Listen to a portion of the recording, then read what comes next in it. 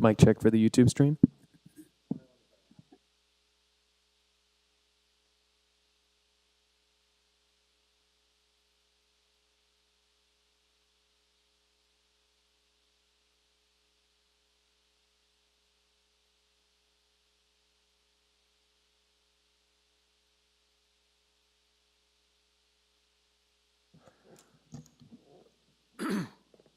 Good afternoon. My name is David Stinson. I'll be chairing the second half of today's Scarborough Committee of Adjustment hearing. In accordance with Sections 45 and 53 of the Planning Act, 1990 as amended, this meeting of the Committee of Adjustment of the City of Toronto is called to order. The Committee of Adjustment considers applications for variances from the provisions of zoning that apply to property matters, permissions to extend or alter lawful non-conforming uses, consent to sever property to create new lots. Land acknowledgement. We acknowledge that the land we are meeting on is the traditional territory of the Mississaugas of the Credit, the Anishinaabe, the Chippewa, and the Haudenosaunee and Wendat, in addition to many more diverse First Nations, including Inuit and Métis people. We also acknowledge that Toronto is covered by Treaty 13 with Mississaugas of the Credit, a Williams Treaty signed with multiple Mississaugas and Chippewa bands. Committee of Adjustment hearings are conducted by hybrid in-person and remote online formats. Some applicants and participants will make their submissions in person, and others will participate online using WebEx platform. Meetings online are streamed at the Toronto City Planning YouTube channel. Those who want to participate online and have registered in advance will be connected to their electronic device, and you will have the option of participating by video or audio. You will be automatically muted upon online entry to WebEx, and when your item is called, you'll be unmuted by staff moderator. Please note, you must mute your device until you are called upon to speak. Those participating by video will be temporarily labeled as panelists when their item is called. During the time your camera will be enabled, you will be visible during your 5 minutes of speaking. At all other times, your video will be disabled as a designated attendee. For in-person and online participants, the Committee of Adjustment will share presentations submitted within the written submission deadline. Those participating by WebEx are not allowed to use share screen or other panelist controls and will be removed if doing so.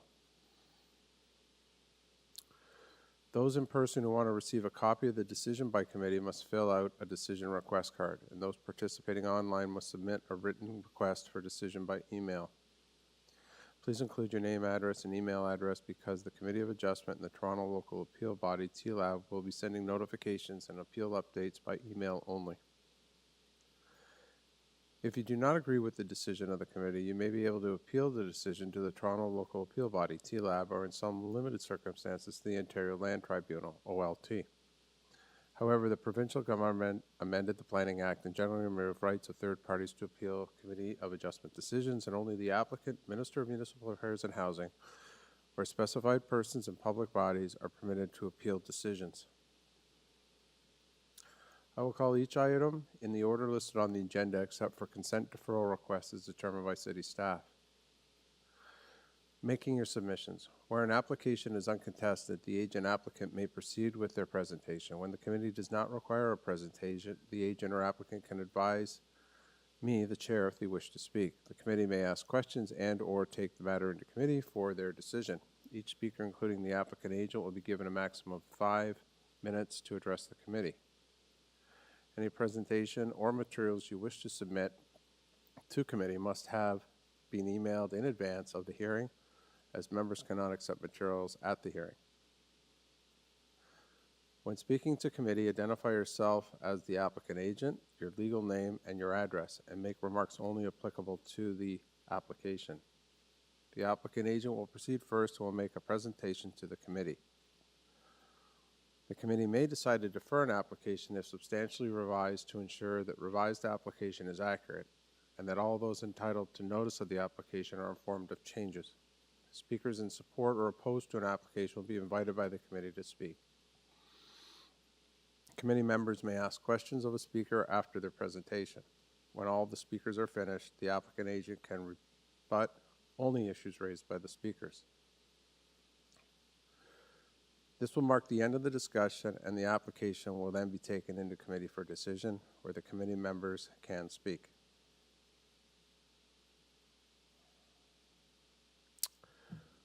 Deputy Treasurer, are there any declarations of interest by panel or staff regarding agenda items? Through the chair, there are none. Thank you, sir. Are there any files to be closed? Through the chair, there are none. Thank you. Have you received any further requests for deferrals? Through the chair, there are none. Thank you. Okay, so on to business, which will be item 18.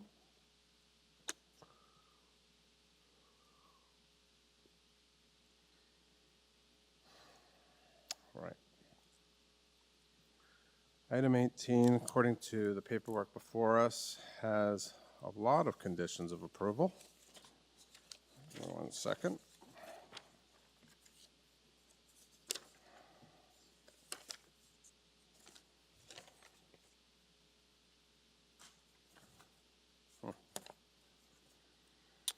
Urban forestry, and then transportation review, of course, and then engineering review, and then what's the HPS? Heritage, yeah. It's not on the other list there. Heritage Group. So there's written correspondence, petition letters of support of 9 signatures, letters of objection 6, and 4 registered speakers. Can I have a show of hands who's here to speak to this? 1, you're 1, sir. Okay, what's your status in this? Wonderful. We're going to start with you, so wonderful. Can you please come down to the podium? Thank you. And there's apparently 3 other speakers, so I can presume they're online? Okay, thanks. So, this is for 308 MORRISH Road to obtain consent to sever the property into 2 residential lots, create an easement right-of-way. The existing 1-story detached dwelling and garage will be demolished. Cross-reference minor variance applications. Okay. First and last name and address, please. Prakash Prajapati, 308 Morris Road. Thank you, sir. You're allowed up to 5 minutes to make a presentation. I think in light of the fact that we have a number of speakers, I guess we don't know if the speakers online are in opposition or for. Through the chair, assume that they are probably in opposition. Okay, we're going to need a brief presentation, sure, so we know where you're coming from, then hear from the other people. So please go ahead. Okay. Good afternoon, and thank you for the opportunity to speak on behalf of our client regarding the proposed development at 308 Morris Road. My name is Prakash Prajapati, and I am the authorized agent for the proposed development. This application consists of 3 applications, consent, and 2 more for minor variances. For consent, Part 1 and Part 2 with each parcel accommodating a detached dwelling of 278.79 square meter in floor area. The 2 homes are designed to be similar in size and character, ensuring consistency with the surrounding residential setting. Part 3 is 3.0. Sir, I'm sorry to interrupt. Some of the panelists are struggling to hear what you're saying. Is your microphone on? Okay.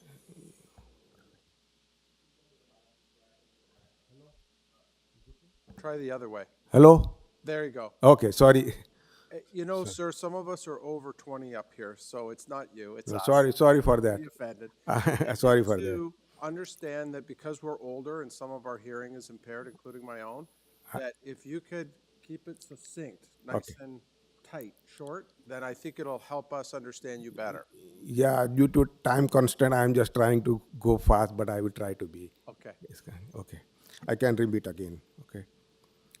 The severance of the existing lot at 308 Morris Road to create 3 parcels, Part 1, Part 2, and Part 3. Part 1 and Part 2 with each parcel accommodating a detached dwelling of 278.79 square meter in floor area. The 2 homes are designed to be similar in size and character, ensuring consistency with the surrounding residential setting. Part 3 is 3.05 meter wide land along the entire Morris Road, frontage to be conveyed to the city for widening of Morris Road. These 3 applications are, 1 is for consent, 2 are minor variances.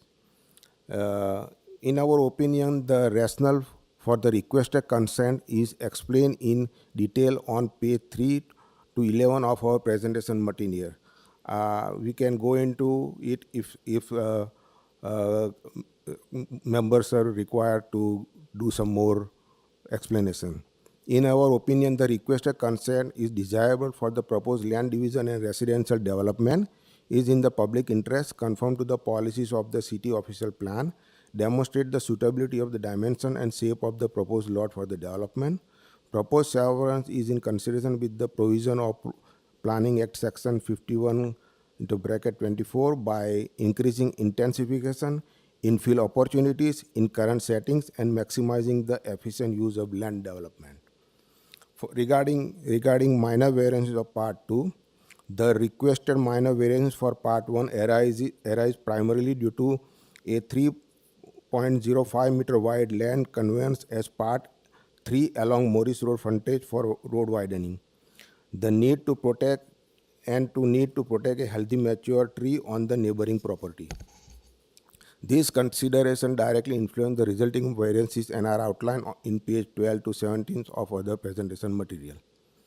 Minor variances for Part 2. Most of the variances for Part 2 stem from the zoning definition of front lot line, which classifies the lot as fronting on Bush Drive. As a result, some measurement and compliance interpretation differ. Moreover, item number 1 and item number 2 of the listed variances, we are not technically asking for a relief but request to leave the 0.3 meter reserve land to satisfy the proposed lot abuts an existing street. A full explanation of this variation is also included in pages 18 to 31 of our presentation. Most of the principal building requirements are satisfied for both new dwelling of Part 1 and Part 2.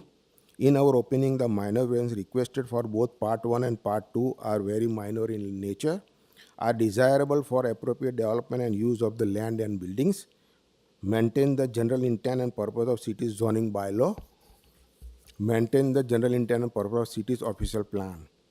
Please note that we have also provided the references of previously approved consent and minor variation application in the presentation material to support our applications. Most of the nearby neighbors on Morris Road have supported this development. I want to make a correction to my support letter previously sent, which shows 9 support, but actually 3 of the Bush Drive have withdrawn their support, so it is only 6 which are all on Morris Road. So if you allow me to continue to discuss regarding the letter of objection for adjacent neighbors, I would like to continue. But due to time constraint, I am asking to.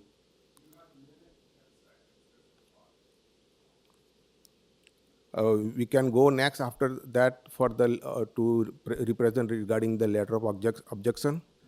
Okay, how about this? Thank you for your presentation. Why don't we go to some questions, and then we'll hear from the speakers, and we'll come back to you. Okay, that's fine. Thank you, sir.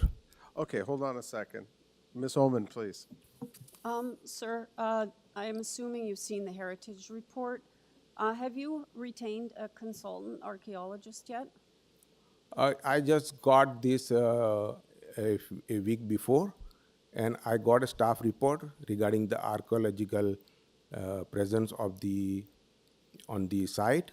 So we will hire the consultant if required to proceed for the building permit if we get the approval. Okay, well, it is required, so. Yeah, okay, we will. I'm just curious if there are archaeological issues, if perhaps you're a bit premature being at committee, because if they identify that, then Yeah. I don't see how you can proceed with this project. We will definitely hire a consultant to satisfy the conditions if we get the approval before we go to the permit. Right, have you considered a deferral to iron out this archaeological issue? Like getting a deferral from committee so that you can first see if there is an issue with archaeologists? We would like to continue Okay, and get the decision, and if the decision is in our favor, we would definitely hire a consultant and provide the reports as required by the okay, committee. well, it is a condition in the heritage report, so it's not an if, it is a condition here. And I'm just saying, if you have to have an archaeological assessment done, right? And it, you know, I'm not familiar with all the different things, but if there's a stage 1 and 2, and if you have to go to different stages, should you perhaps wait with respect to these variances? Deputy Secretary Treasurer. I understand your concern. It is recommended. Hold on one second, sir. We're going to hear from the deputy. Go ahead, deputy. Through the chair, these are pretty standard heritage conditions, and you'll note, if someone could put up the heritage comments, that heritage is only requiring, they're not withholding approval of the application. They're saying prior to the certificate of official, should the committee approve the application, prior to the certificate of official, the final approval being issued, they're requiring these conditions. So they're not holding up the approval of it. They're not saying they're not recommending deferral of the application. And these are pretty standard conditions that Heritage will usually. And if I hear you correctly, Deputy, to Ms. Ullman's point, which I think was very well made, the safeguard is that no digging will happen because that safeguard that you just described doesn't take place until Heritage is satisfied. That's correct. The committee could approve this application, but they would, the approval would be conditional. The final approval would be conditional on satisfying the heritage conditions. Thank you. Ms. Ullman, are we good? Oh, Mr. Howe. I know the deputy secretaries know, but I lean towards my colleagues' comments here because one of the conditions that we must consider to severance under Section 5124 is whether the conservation of natural resources and flood control is taken into consideration. So without the archaeology report here, we can't consider that component.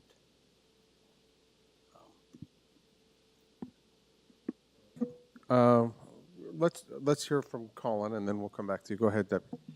Through the chair, this is a chicken and egg question, right? That's really what it is, right? And these are standard comments that Heritage provides, right? When it's a screen, right? Online, you'll see any member of the public can type in the address if it's within the Heritage.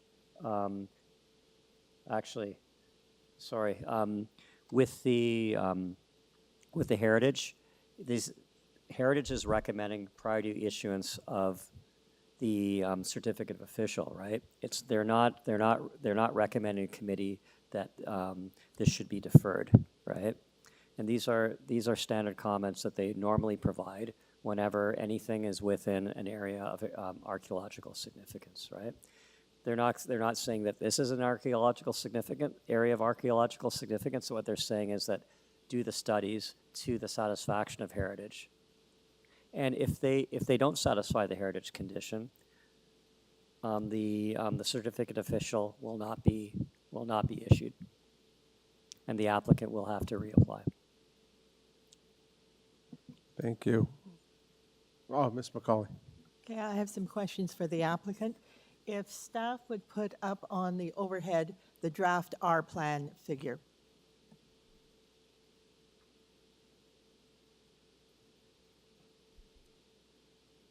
Hello, sir. Are you the owner or are you the applicant, first of all? I am the applicant, agent of this property. Okay, I wasn't sure. So, have you, as the applicant, read the transportation review memo? Yes, madam, yeah. And their memo is that prior to finalizing this consent application, you enter into an agreement with the municipality that you will build or will be able to provide a extension of Bush Drive on Part 2, that you build a temporary turning circle on Part 2 prior to getting the consent finalized. Sorry. This was their initial memo issued on December 12, But the latest memo does not say anything about the extension or preservation for any land on part 2. Okay, all right. I'm going to go to this. This is a consent application. You are dividing the property into 2 parcels. Part 1 has frontage on Morrish Road. Part 2 is the back part of the lot. It has no frontage on any road because there is a 1-foot reserve which would prevent that part from having frontage on Bush Drive. The expectation is that Bush Drive will be extended. And if you look at the plans, you can see that Bush Drive covers a good portion, probably covers the first 20 meters of Part 2. And if staff would pull up the other drawing, the location map is probably the best one to show this.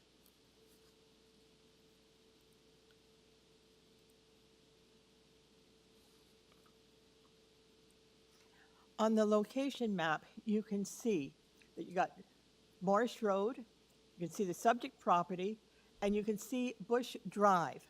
Bush Drive has been created as a public road with a number of houses on it, and the expectation is that that road would continue utilizing the back lots of all those other lots on Morrish Road.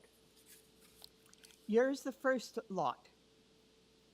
So you have a couple of problems. First of all, the lot that you want to create needs to have land set aside for the extension of Bush Drive. That's what the transportation report says. The reason for that is that the expectation is that, in fact, Bush Drive extend further north and takes out all those back lots.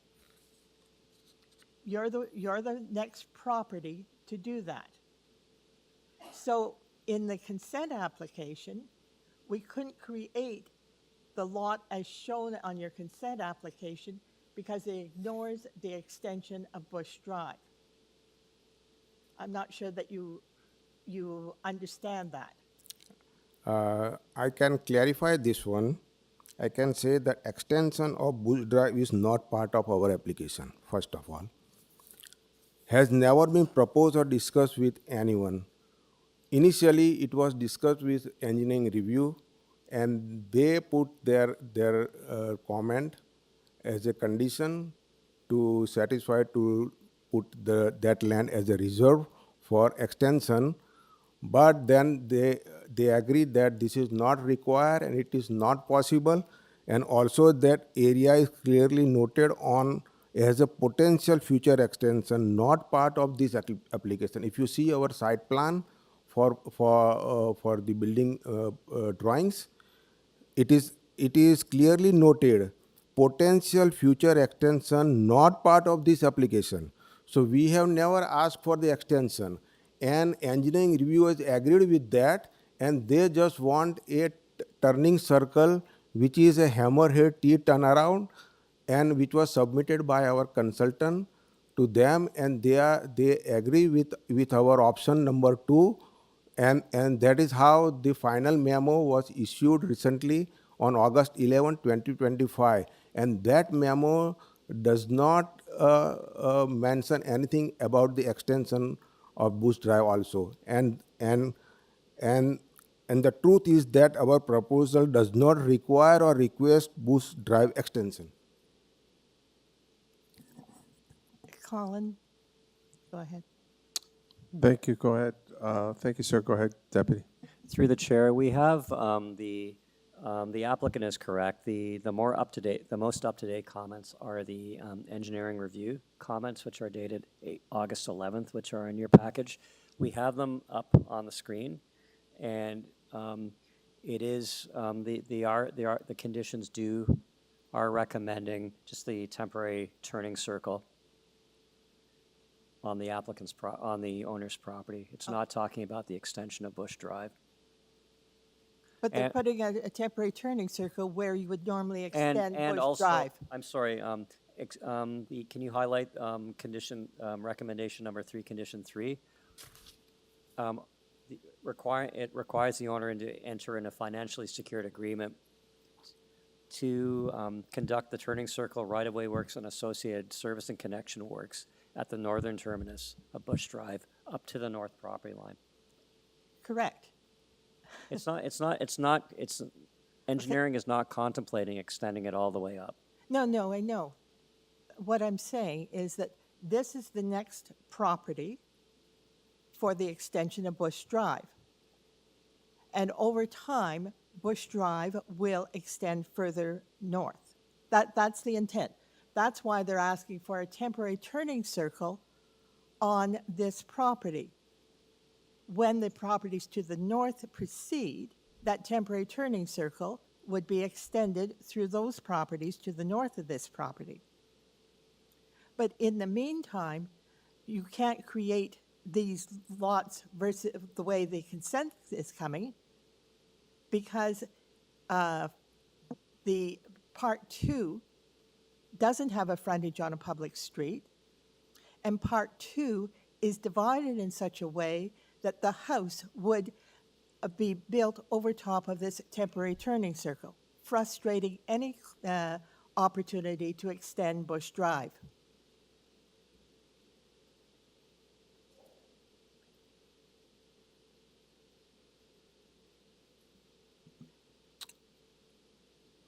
Go ahead, Ms. Ullman. I'm just reading through the transportation report again. It also says, before it goes into the minor variance thing, it says Transportation Services is requesting a deferral of the consent application subject to the draft plan being revised to reflect these conveyances and the requested roadway design, but then it goes into, you know, that they have no objections subject to, I think they meant B004924SC, subject to the fulfillment of the conditions. So I'm just a bit confused. There's so many things that still have to be done here. Go ahead, Debbie. Through the chair, the transportation review comments have been superseded by the engineering comments, which are the most current comments, the ones that are on the screen. The transportation comments were from February. The transportation comments were from February. The engineering comments are from August of this year. Okay.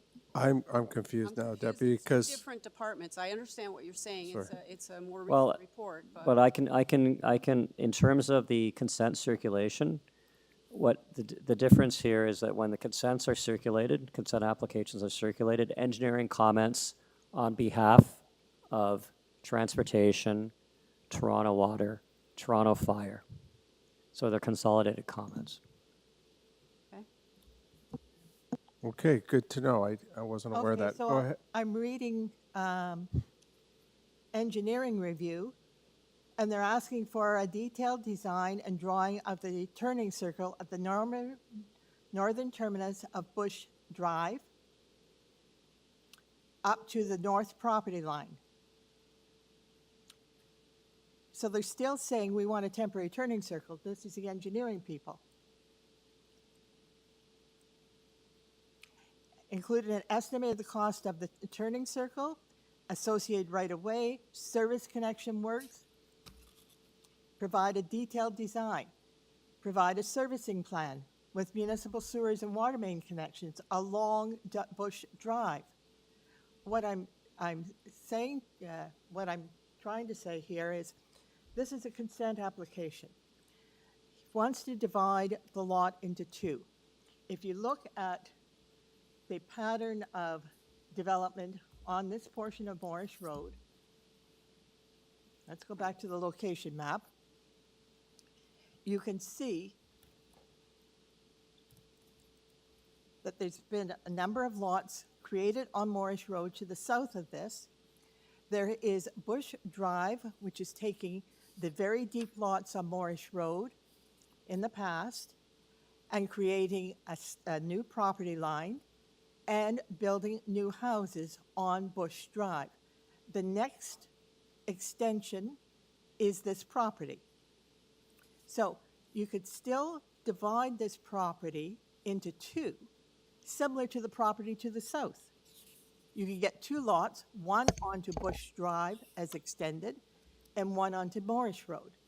But you can't deal with the consent application, which eliminates the extension of Bush Drive.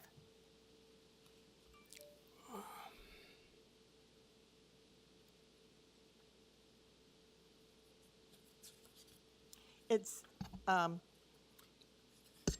municipality has determined years ago that Bush Drive would be a new public road to allow the development of these lots that are, I don't know, 400 feet deep. And because that requires the acquisition of the back lots, they didn't require that as soon as Bush Drive be built, that it be built all the way to the north. It's a piecemeal development, which isn't always wonderful, but it's a piecemeal development where each lot in line would be required to build that portion of Bush Drive and put in the services. Now, when I looked at the report, I was looking for that information. And yes, it's in the engineering report and it's in the transportation report. There has to be an agreement to do this. So if there's an agreement to build a temporary turning circle at the extension of Bush Drive, and there's an agreement that ultimately the extension of Bush Drive would be dedicated to the municipality, the consent applications we have in front of us would frustrate that agreement. In other words, by building a house right where Bush Drive is to be expended, all those other lots to the north would never be able to be developed in their rear yards. Okay, thank you, Ms. McCauley. Mr. Howe, did you have something to offer? Thank you, Chair. I think perhaps we should move on and listen to the registered speakers. I believe there are a few. Yeah, I'm in agreement with that. I just want to, is there anything else from Deputy until, if we do have speakers on standing? Through the chair, we've put up the plan. I think this is probably what Member McCauley is referring to here. Yes. About the, where, I guess for the lot to the north, the configuration of that is where those, transportation or engineering is not requiring the turning circle all the way up to the northern boundary, but they are asking for a, I believe, a servicing plan, I believe, right, in one of those conditions, right? So what I can say is that engineering, both engineering and planning were okay with the lotting, with the proposed lotting pattern and configuration. Okay. On that note, Ms. McCauley, just because we do have people, Okay. well, hold on a minute, sir. We do have to get to the other speakers, but we had just finished with you speaking. So I guess we do owe it to you since we've just had this discussion. Do you have something you can concisely say? Yeah, I just want to clarify that the turning circle is not extended into our part 2. The turning circle will be built, and we have provided them feasibility study report regarding the turning circle, and that T turnaround, which is also called hammerhead, will be built at the north end of Bush Drive, and it will not extend into our property. And that was earlier during their 2 memo, due to the lack of this design, the preliminary design. They recommended the deferral of our application. But after the 3rd submission of this preliminary design for turning circle, they means engineering review allowed us to appear before the committee. Okay, thank you, sir. We're going to hold there. We should get to a speaker, which I don't believe there's anybody in the audience on this matter. They're online. So we can have speaker number 1, please.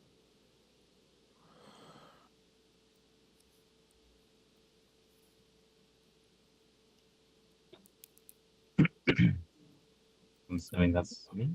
Can you guys hear me? Yes, go ahead. First and last name, address, please, and your status in this. Jason Dollamont, 29 Bush Drive, neighbor. I guess I've never participated in this, so I wasn't really prepared to speak. I was just interested in the outcome. Can I just ask that all of the letters that were submitted by all the neighbors on Bush Drive be addressed or, looked at and considered as well? That's pretty much it, because we all put our thoughts and words into it. So, Thank you. what's your address, sir? 29 Bush Drive, Jason Dollamont. Okay, and just hold firm on your phone there, and your sound's coming in and out. So just try to take Let it me easy. switch to, sorry. Okay, so here's what I want to ask you: Just Are There you we go. are you with the petition letters of support or the letters of objection? Objection, yeah. Objection. Okay. And do you have anything else you'd like to tell this committee? I suppose we're just concerned about that area where they're talking about building the turning circle or the new driveway. We're just concerned about the ecological system there. There used to be otters and other wildlife, and over time it's just kind of been degraded. And we're hoping we'll be taking care of it, not getting rid of it completely. That's pretty much it. It's all in the letters. It is indeed. Okay, let me just ask the committee if they have a question for you. Anyone here? No. Sir, Ms. Ullman, go ahead. For the people listening on Bush, I think that all the members know that whoever did say they supported the application have revoked their support. Yes. Okay, I just want. That was the other thing as well. Yeah, I Yes, just thank you. wanted to put that for the record, and yes, we have read all the letters. Okay, thank you kindly. Thank you, sir. Thanks, Ms. Ullman. Can we have the second speaker, please?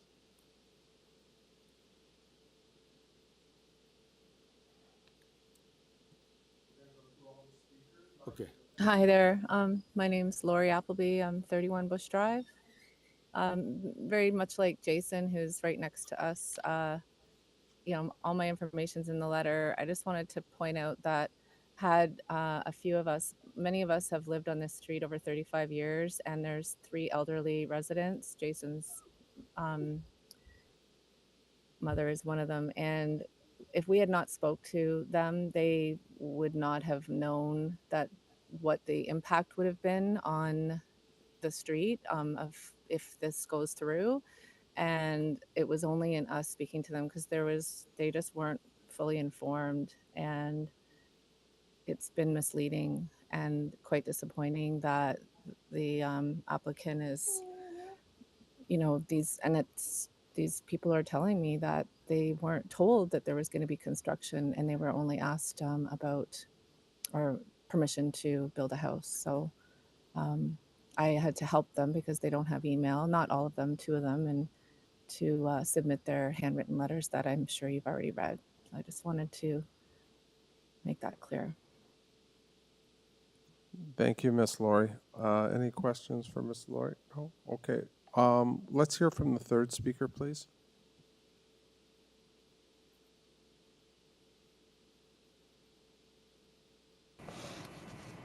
Hello, my name is Karen Greenham.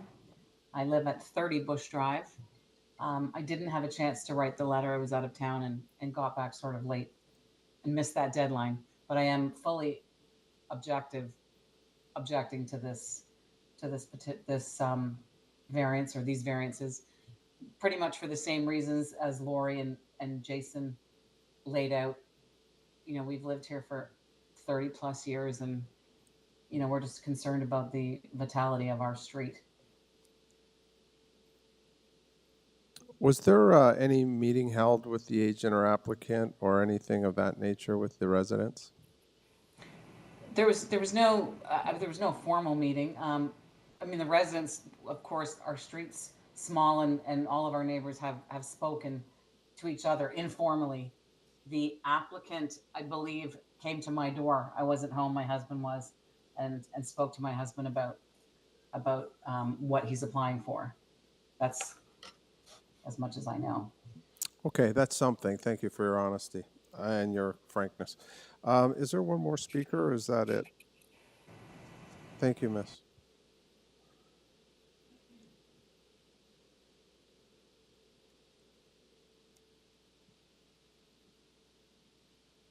My list shows 4 speakers. Do we have one more? Okay, thanks. Hi, my name is Kartika Ramachandran. I'm from 314 Morris Road. What's your first and last name, miss? Kartika Ramachandran. Okay. And what would you like to tell us? So I have no objection on dividing the lot or like them building two houses. But like I'm on the north side of this property, so we would like to have Bush Drive extension so we can also build houses so we can develop. That's like don't block Bush Drive. That's all I want. Like I don't know the technical aspects of this, but I want Bush Drive extension so we can also develop. Mine is like two houses north of 308 Bush Drive. That's all. I have no objection of them building anything else. Just don't block Bush Drive. Okay, Mr. Howe, did you have a question? I thought you did, sorry. To the speaker, you do realize if they built a turning circle here, that could impact your ability in the future to be connected to Bush Drive, right?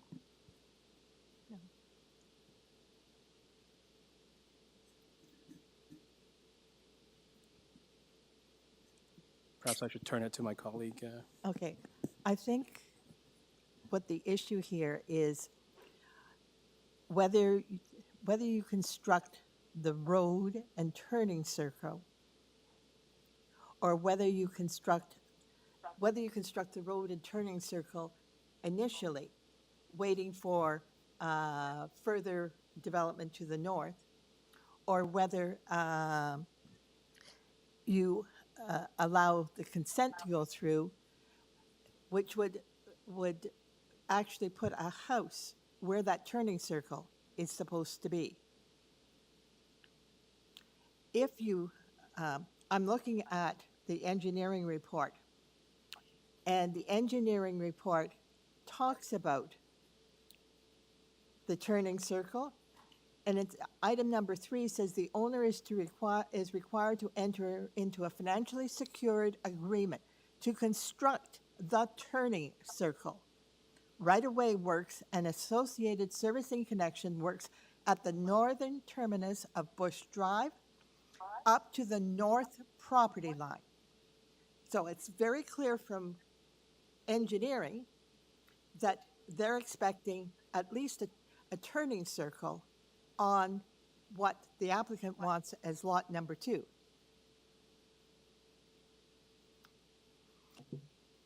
One of the things that perhaps we need to consider is have this application deferred and ask for a further report from the engineering department to make it clear, are they anticipating the extension of Bush Drive? And obviously, as that last person said, if you build the house where the road is supposed to go and build it in the next year or 2, you will never be able to build the road because no one is going to want to buy a newly constructed house, tear it down in order to expand the road so that the properties to the north can also develop. This is one of the problems that the municipality has, where the municipality doesn't require roads, but you can't develop your property that frustrates the extension of those roads. And I don't know how else to make this clear. I think that was very good. Mr. Howe's going to say something, and then I think Ms. Ullman has something to say. Thank you, Ms. McCauley. My question is to the speaker. What's your address again? The speaker. 314. Okay.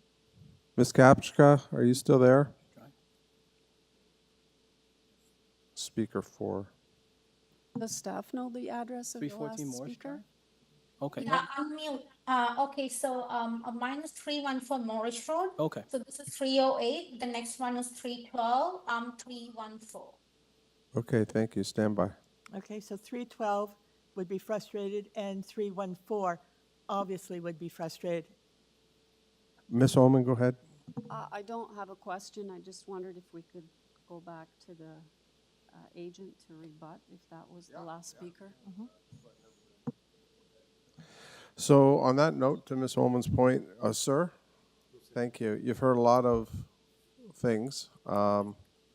In as concise as you can be, what are your answers or responses to these things? Oh, sorry.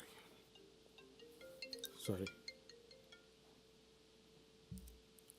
Okay, let me.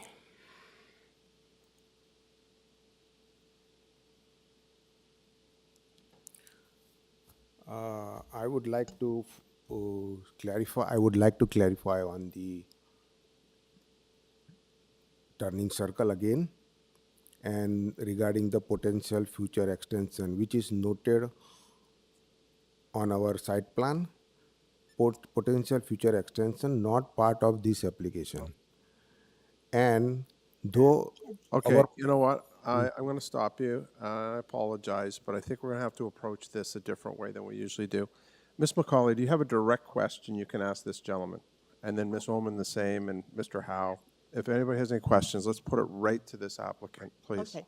Sir, have you considered how you would develop this property with the turning circle? From what I can see, you can still develop 2 lots, one fronting onto MORRISH Road, one fronting onto Bush Drive Extended. Have you looked at that? In other words, you change your consent to still 2 lots, but change the property line so that the property line actually lines up with the properties to the south. So you can see the same property line. It's not a miracle. The lot plan actually is better. But yes, you can see the lots to the south have a lot fronting onto MORRISH Road, a lot fronting onto Bush Drive. It shows Bush Drive, and it shows your property, which could change your consent line, so it's the same line as the property to the south.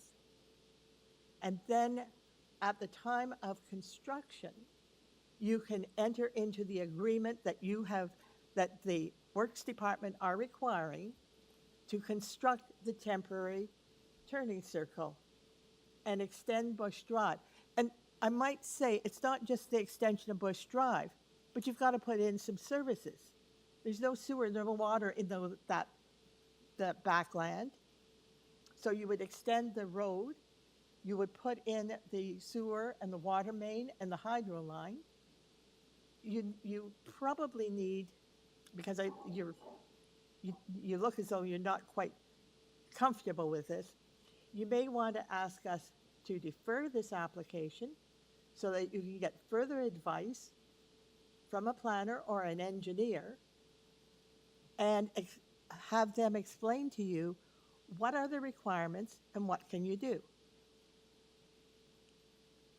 So I would recommend that you ask us for a deferral so that you can get further advice, so that you can understand what you're requiring, because it's clear Works Department and the municipality are going to ask you to build that temporary turning circle. There's a statement in here that you have agreed to do that.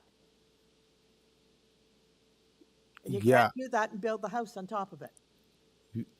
Let me clarify again. There is a misunderstanding, and the turning circle is going to build totally on the dedicated Bush Drive, not into our property. And the road is not being extended further down to our property. Only just to be on a good planning side, we have shown on our site plan the future extension of Bush Drive, and we have set up our part 2 dwelling 6 meter away from that future extension, if it comes in a reality, and that project is not on city's plan right now. Okay, how do you propose to fulfill condition number 3 of the engineering department.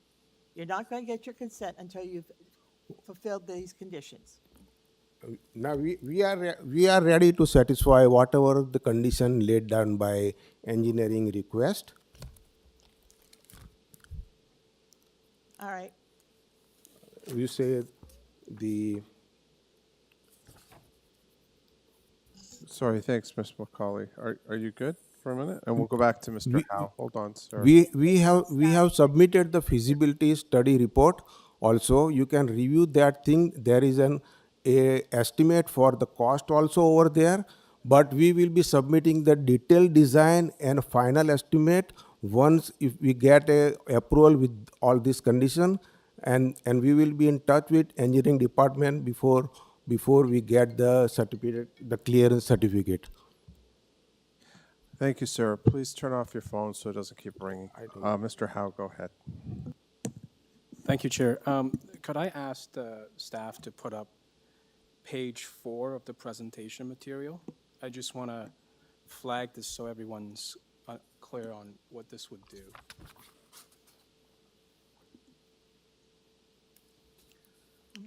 So if I understand this correctly, if you look at if the city were to consider extending Bush Drive Road through the proposed part 2 of the severance, it would have to tear down the proposed driveway. In other words, the proposed driveway sits in that future extension if the city is planning to do that. And in order for that to happen, the city would have to expropriate that part and pay hefty compensation in order for that to happen. So in effect, for neighbors of the severed lot to have the benefit of severance in the future, their chance of this road being extended all the way through will essentially be reduced to almost zero, right? So for one lot to be severed, for us to accommodate this one severance, 20 other houses down the road would have their chance of being severed in the future eliminated. So that's what we're dealing with. It's not the turning circle now is even if it's an interim decision, the problem really is the proposed driveway or part of the building that is proposed to be constructed sits right in that potential future extension. So I just want to kind of Yeah, make that clear. if I could, Mr. Chair, if I could add to that, on this drawing, you can see that the properties on Bush Drive and the properties on MORRISH are sufficiently large with Bush Drive to be built to have 2 houses. What he needs to do is line up his property line on MORRISH Road so it's identical to the properties to the south on MORRISH Road, still build a house on MORRISH. He can still build a house on Bush Drive with the extended road, turning circle, and services. But he can't do that with the plan that he's got in front of us. So, Okay. Thank you, Ms. McCauley. Thank you, Mr. Howe. Deputy? Through the chair. For the, again, this application that's currently before you is only contemplating creation of 2 lots. And the, one of the conditions that's recommended by engineering review is a temporary turning circle to extend it, which would provide access to the northerly part 2, provide public access. In terms of the extension of Bush Drive, that's not like really the turning circle is the terminus right now. Should Bush Drive be extended in the future, the next property owner, the properties to the north would need to purchase the rear piece of part 2. Not necessarily expropriate, but they could do a lot addition. They could do a lot addition to purchase the portion of that property, and then that's the way in which it would be extended. So it could go 2 ways: expropriation, which is highly unlikely, or a future lot addition when future property owners to the north, if they wish to consolidate and assemble lots, they would also need to assemble Colin, the rear portion. the city has the authority because there's a 1-foot reserve at the top of Bush Drive. That 1-foot reserve, according to the engineering, according to standard plan, would have to be lifted to extend Bush Drive and the services. Remember, it's not just the road, we got the services as well. Okay, Ms. McCauley, I'm going to weigh in now as chair, and that's what I get paid, the big bucks, which Yeah. isn't a lot. So here we go. This is a classic rock and a hard place, that's for sure. Very, very rarely do I go against the city departments. I'm going to go against them in this. I'm not going to approve this application right now. If I have to vote on it, I will not vote in favor of it. I think in light of this debate that this application is not appropriate development of the lands in question. That is part of the 4-test rule. I think at this point, this needs to go back. If you'll look at a deferral and talk to the city departments further, I'm not satisfied at this point that this is serving the purpose that it's intended to do. I've heard a lot of things discussed, and I'm entitled to have my opinion, and my opinion is that it's not appropriate at the right time, and it needs further work.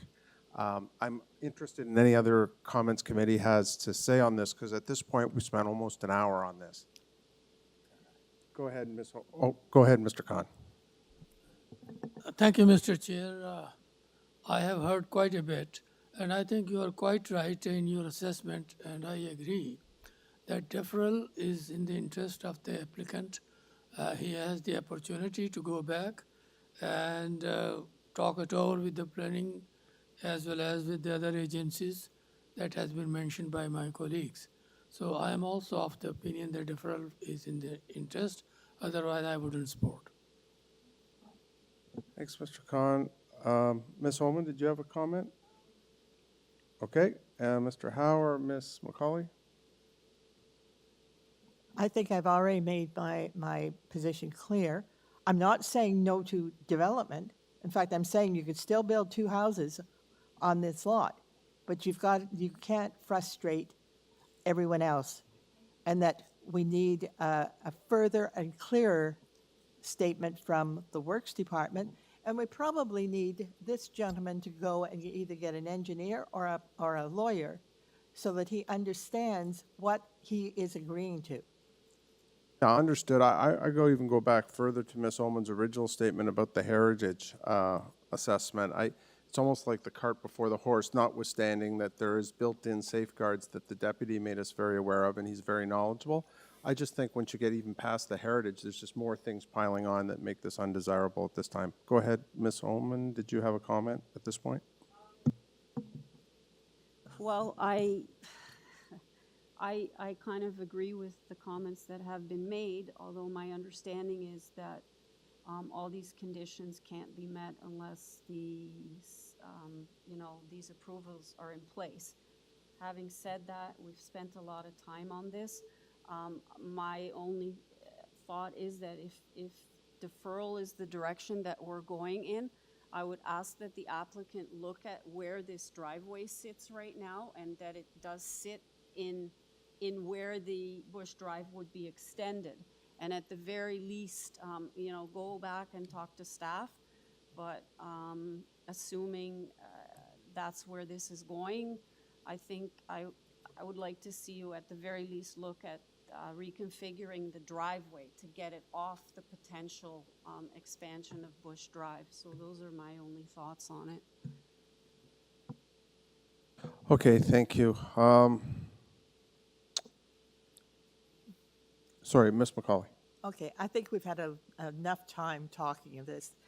I think our recommendation for this application is deferral for further consultation with the city and with the engineering department. So I put forth a motion. Why can't I put forth a motion to defer this application? We have to ask the applicant, the agent here. Yeah. Sir, so the options appear pretty clear to us up here. It's either going to be approved, not approved, or you can consent to a deferral. Like I would to say something about this thing, that there is not any. Sir, there your is options are, we're going to approve it, not approve it, or deferral? What option do you want to ask us to defer it? Approval. Okay, Sorry, for a decision. So if we go into committee, you've heard us talk. We're either going to approve it or not approve it, and I think you have a good sense of where that's going, or you can ask for a deferral and have further consultation with the city departments.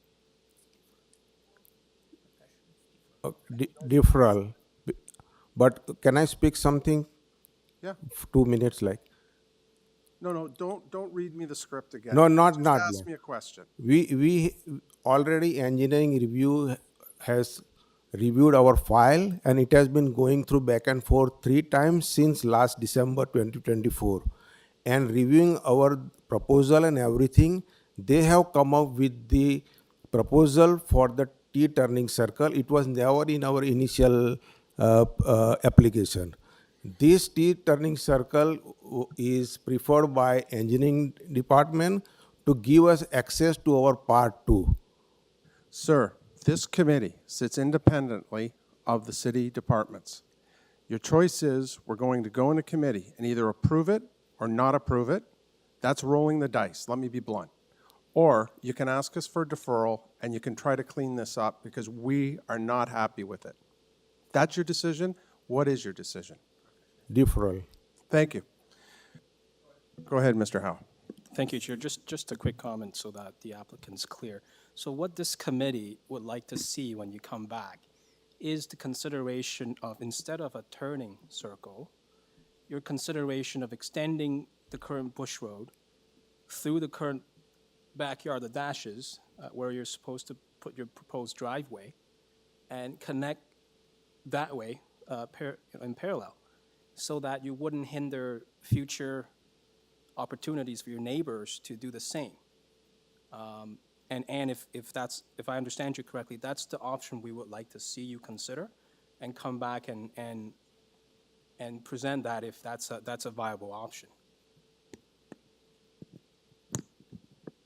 Okay, Mr. Howe. Sir, we're going to go into committee now. You've indicated you would ask us for deferral, so that's what we're going to decide on, okay? no, he's not, Good. he's not asking us for a deferral. He wants to approve it.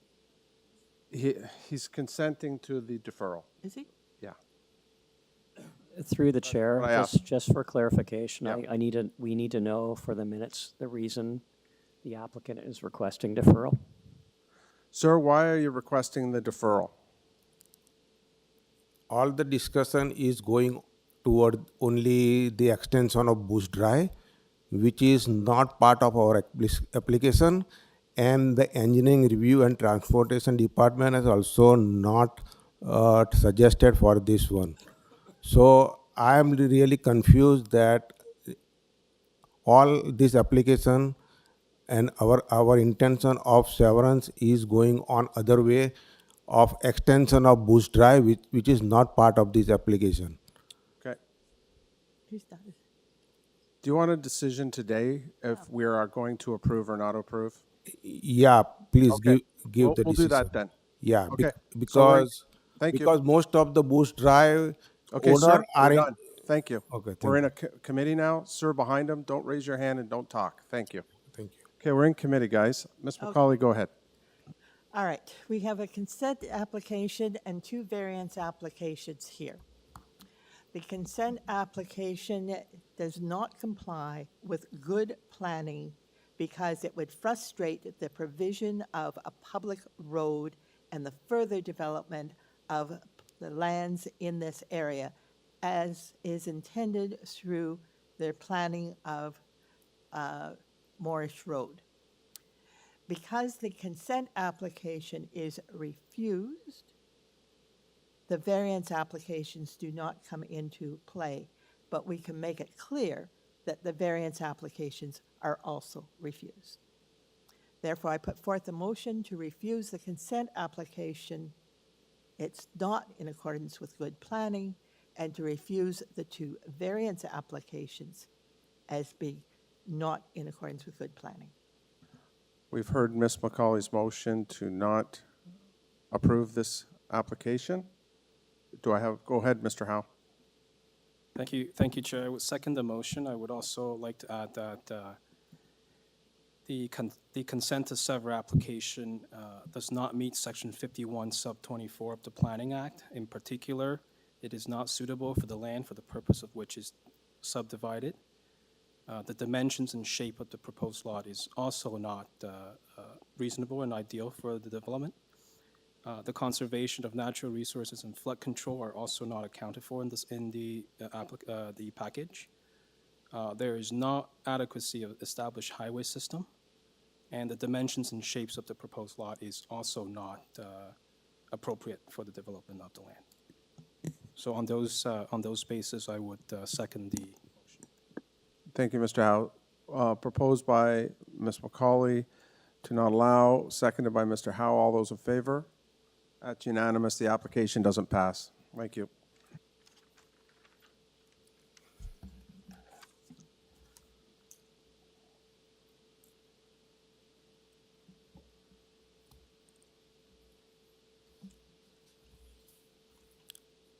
Thank you.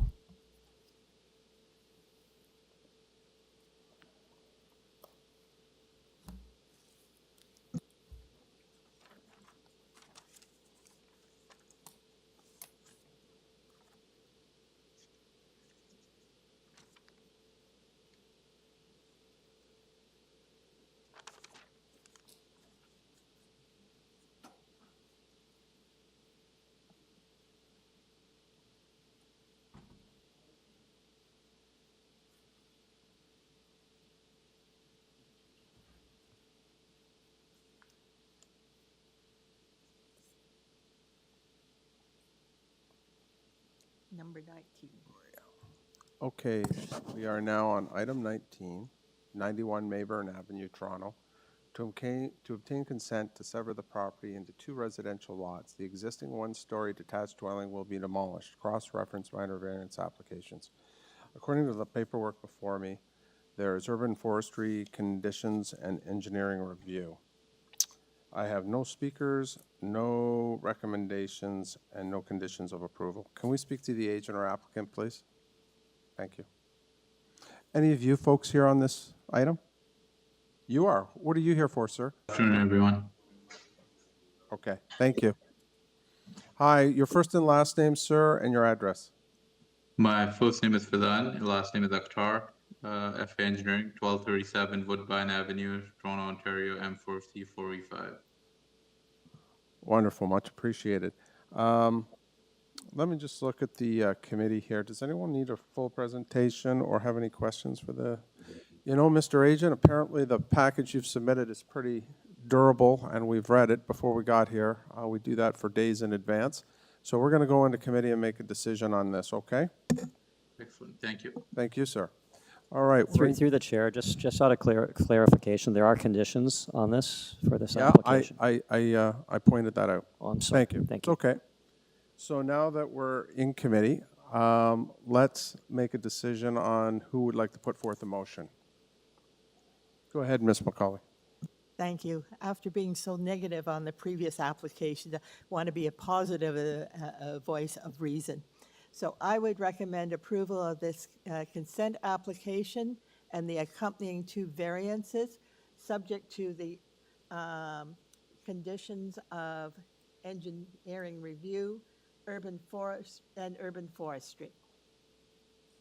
Thank you very much. That was moved by Ms. McCauley. Go ahead, Mr. Cohen. Sir, I will second the motion. And the motion seconded by Mr. Khan. Of course, conditions of approval are from urban forestry and engineering review. All those in favor? That's unanimous. The motion and application are approved. Thank you. Have a good day, sir. New business, item 20, 167 Birkdale Road. This was previously deferred on October of last year, allowing for an opportunity to address concerns identified by community planning.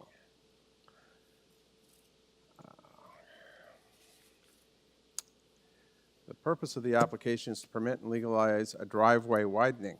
The existing dwelling will remain unaltered. This application was previously, as I said, deferred October 2024. We have a gentleman dressed in plaid. Your first and last name, sir, and your position in this and your address. My name is John Sibinik, 24 Ovida Avenue, Toronto, M9B1E1. I'm the agent for this application.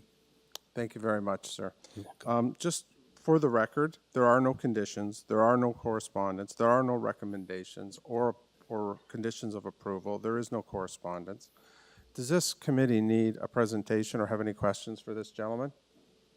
Sir, apparently you've done your job well, and we'd like to go into committee and make a decision on this. I'm fine with that. Okay, we'll get back to you. We are now in committee, and I don't see any issues with this application. I think it fits and is appropriate for everything that it's asked for. Does anybody want to make a motion? Go ahead, Ms. Holman. Through you, Mr. Chairman, I think that this application meets the 4 tests, and I would move approval of the application. No, hang on. No conditions? None. Thank you. Moved by Ms. Ullman to approve the application. Mr. Howe?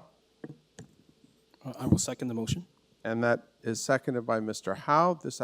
All those in favor?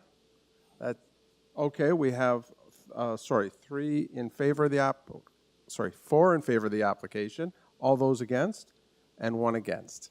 The 4s have it. The application's approved. Thank you, committee. Thank you, sir.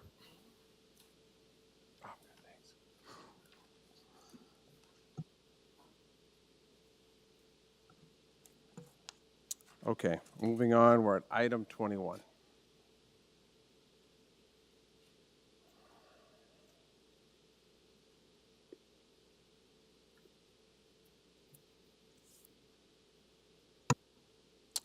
Item 21, community planning says refusal of variances 2 and 3. We have 1 registered speaker. Are you here on this matter to speak? No, so the speaker will be online, I'm presuming.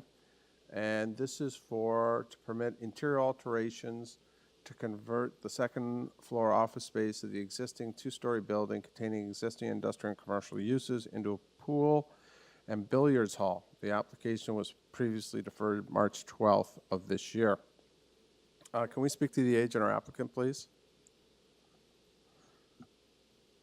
Good afternoon.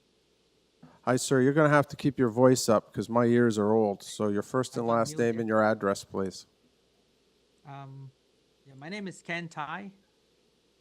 My number, the address is 400 Esna Park, Unit 3. You hear me? I can now, so keep it up. And are you the agent or applicant? I'm the agent. Wonderful. Hold on tight for a minute here. I'm just going to circle back to the committee. We do have the community planning refusal variances 2 and 3. I'm wondering if it would be prudent to have a small presentation, or does anybody feel they don't need the presentation? Okay. Sir, Ms. Ullman suggested, and I think it's wise, that you speak to the report from community planning refusing variances 2 and 3. Can you do that for us? Yes.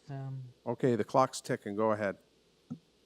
The last time once we deferred it, we actually do a parking study report, and I think the first item that I want to notice is in our reports indicated the parking the current parking is actually way under our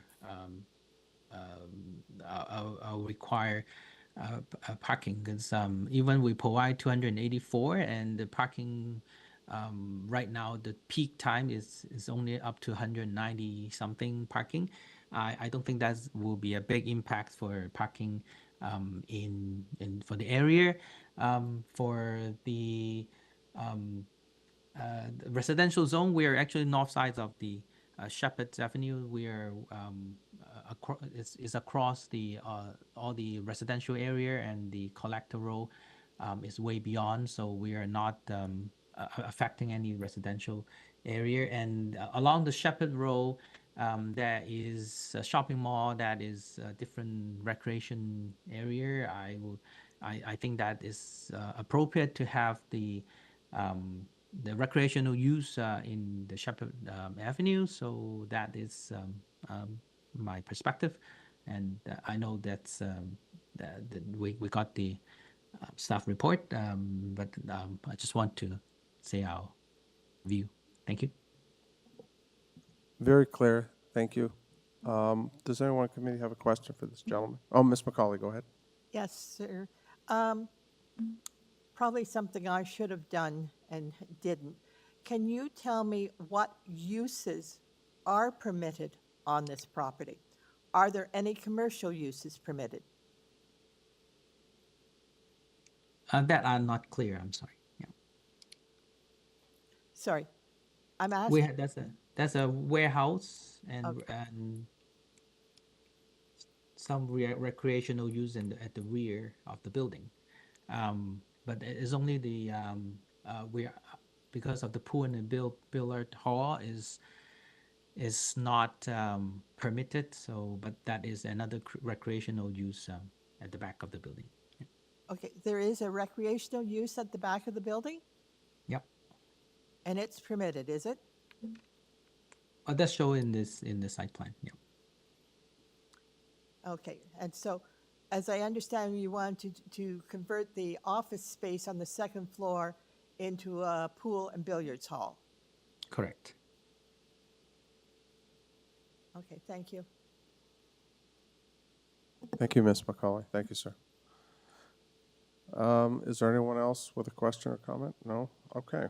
So in light of hearing from the agent and in light of Ms. McCauley's question, do we have a registered speaker?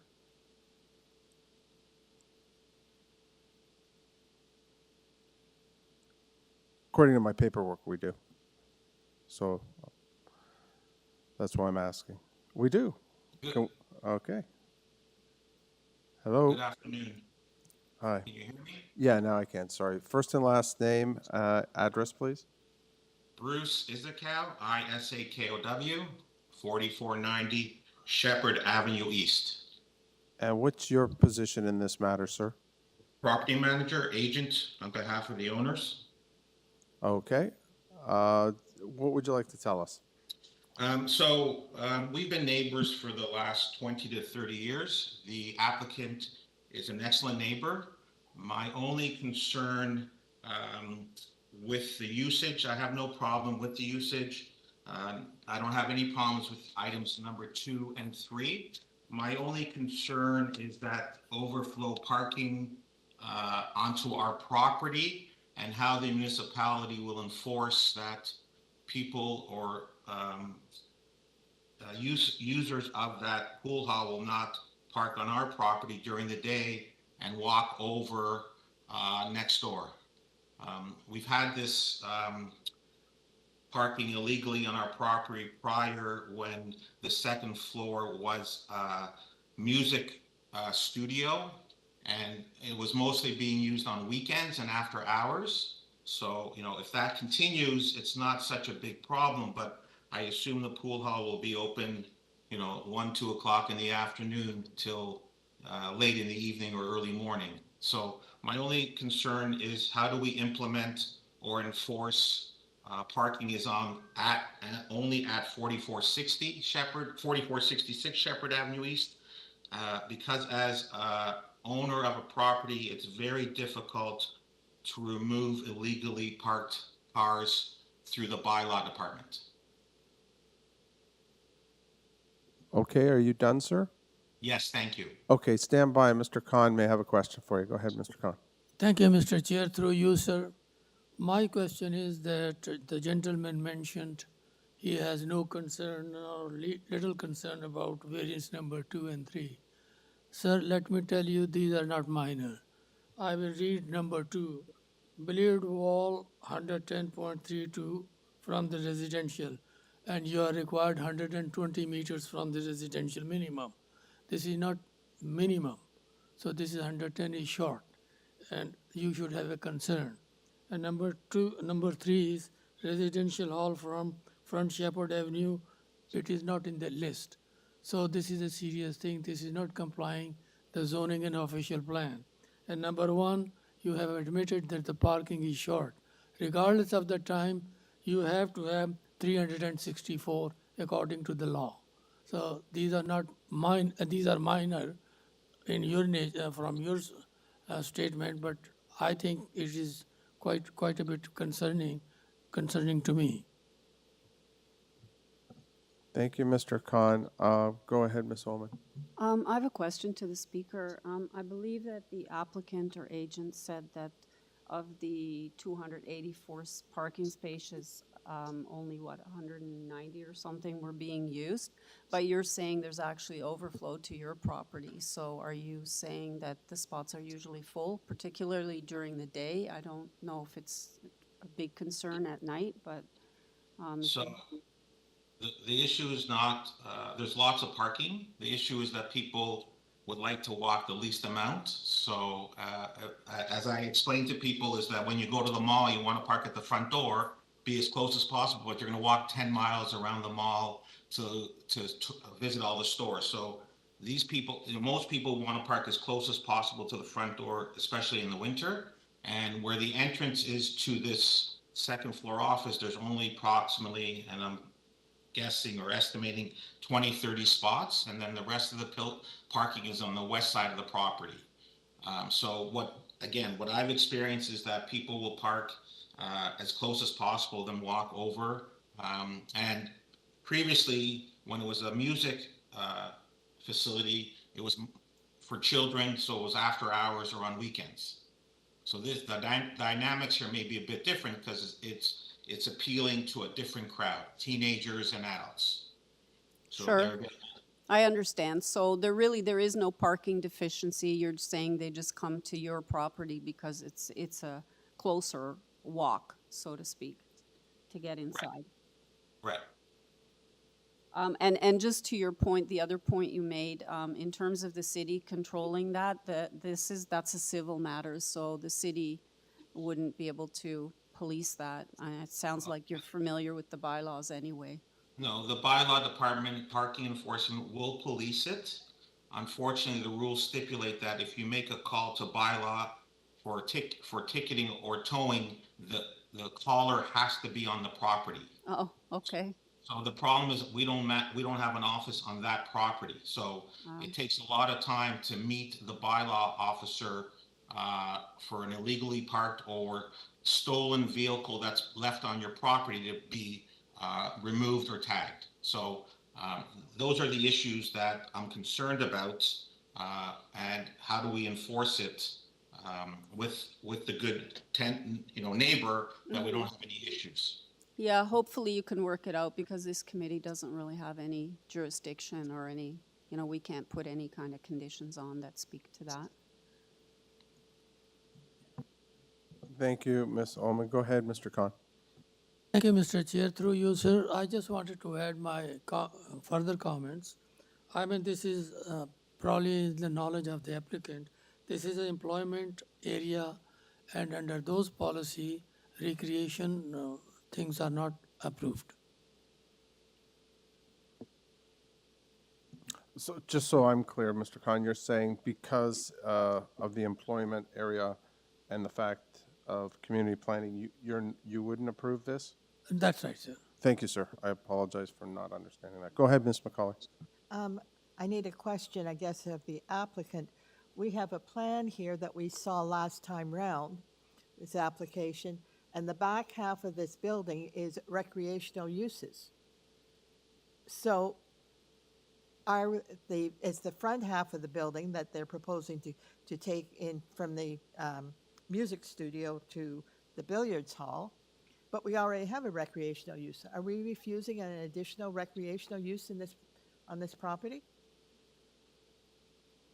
I thought it was more specific. It spoke to the fact that it's a pool hall in particular as a recreational venue, and that's the conflict, is that kind of preciseness.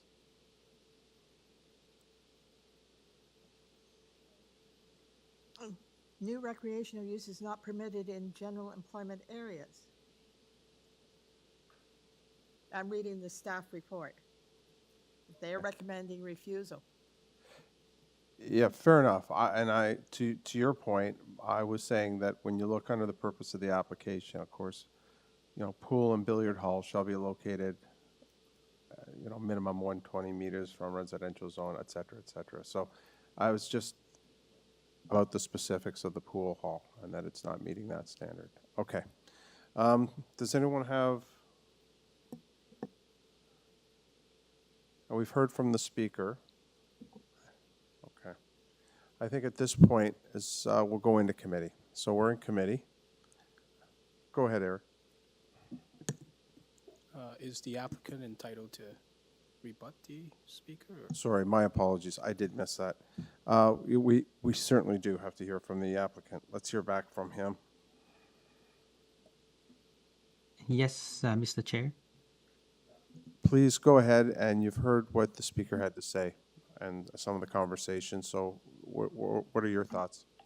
Oh, okay. For the parking issues, unfortunately, I cannot control the people moving to our neighbor.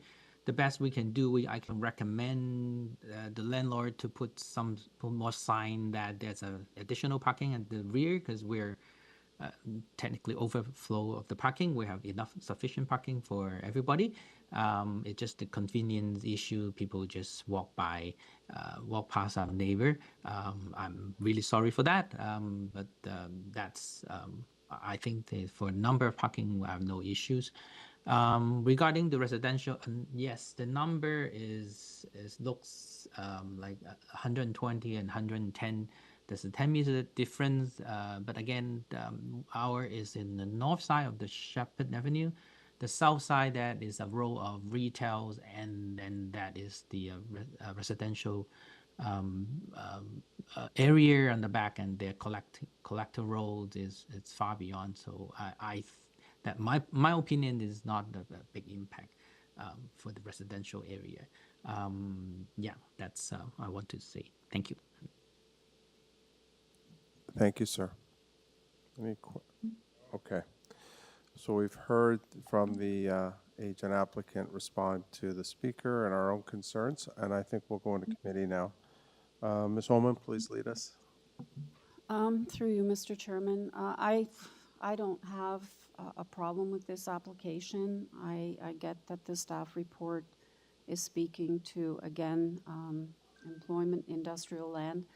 But if you look at variance number 3, I mean, it lists a whole bunch of arterial roads that are no different from Sheppard Avenue. I mean, Sheppard Avenue is just as busy as pick any one of the other ones, I would say even more so than some of the other roads that are listed here.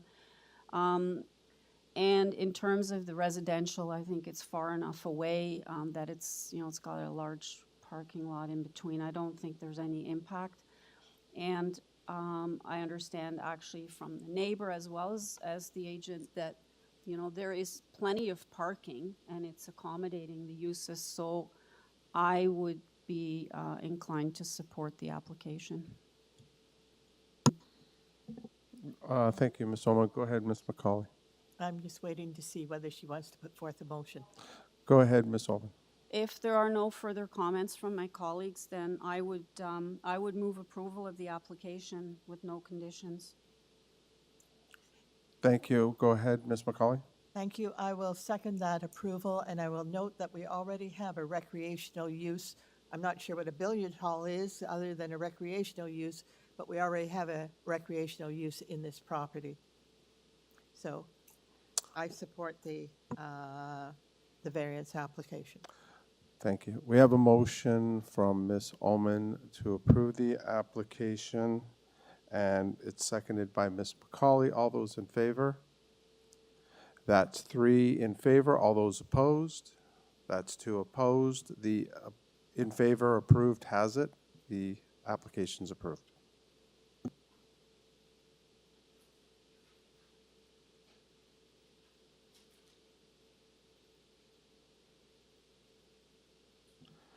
Okay, new business, item 22.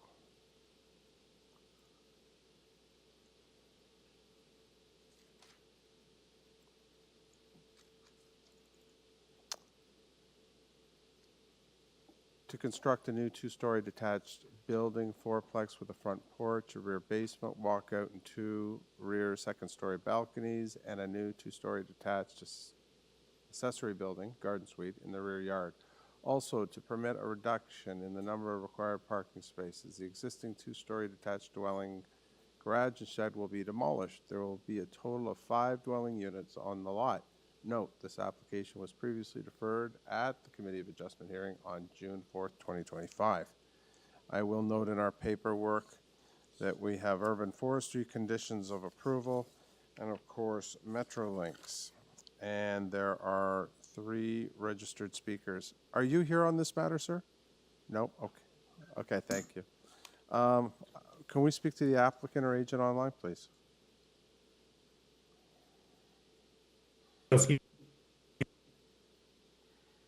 Your audio is breaking in and out, sir. I think it's Mr. Wachowski. My apologies, Mr. Chair. I took off my headphones. Not a problem. First and last name, and of course your address. Yes, Jonathan Minskowski, 301 Keewatin Avenue. Thank you. Welcome back.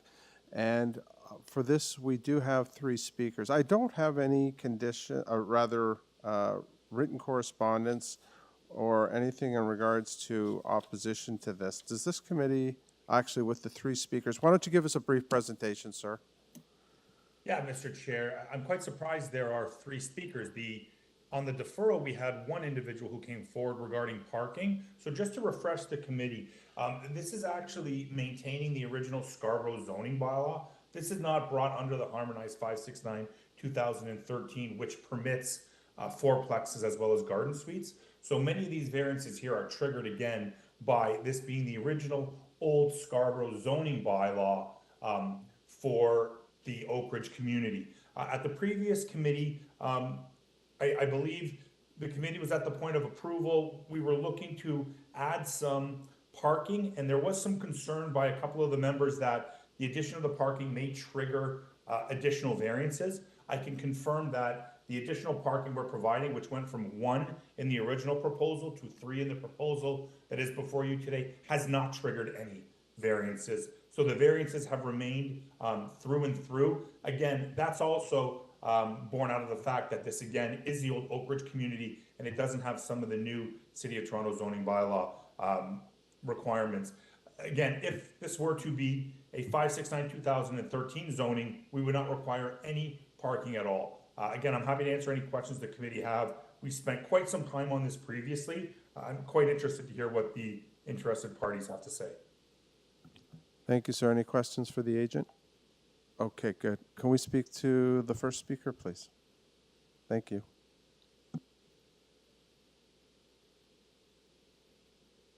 Oh, good afternoon, Mr. Chair and members of the committee. My name is Lucy Wu Yu, and I am a neighbor living at 22 Coventry Street. I spoke at the June hearing where this application was deferred, and I returned today with ongoing concerns. At the core, I do not oppose intensification in my city. My issue with this development continues to be the reduction in parking spaces, in part caused by forcing an oversized garden suite onto the rear of the property. The result stretches the lot beyond what it can reasonably support, negatively impacting the livability of the future residents as well as that of the surrounding neighborhood. After reviewing the updated documents, it is clear the proposal remains materially unchanged. The only revision appears to be squeezing in 2 additional parking spots on an already crowded development. At the previous public hearing, Ms. Macaulay astutely identified the basement of the main building mirrors the first floor, functionally creating 2 additional dwelling units. While the project is presented as a 4plex, its design suggests the true intention is a future 6plex. When combined with the garden suite, the total number of dwelling units on this lot could reach 7. With this in mind, the parking variance and in fact other submitted variances are intentionally understated, and the real intensity of the development is greater than described. At face value, the application is misleading and does not fully reflect the true potential of this development. It is alarming that neighbors like myself may have had the wool pulled over our eyes had it not been for the expertise from the members of the committee pointing it out. I find this lack of transparency in the application troubling and believe it reflects poorly on its integrity. All aside, 3 parking spots remain inadequate for potentially 7 units. I'd like to reiterate the point I raised at the previous hearing. Landlords cannot prohibit tenants from owning cars. This parking shortfall will inevitably spill over onto the street and not only impact the rest of the neighborhood, but also create potential incidences of illegal street parking. at the last hearing also suggested a workable compromise. Keep the multiplex main building as is, but remove the garden suite in lieu of additional parking space in the rear yard. This would optimize the use of the site, support the city's goal for increasing density, while also acknowledging the reality of vehicular use and ownership.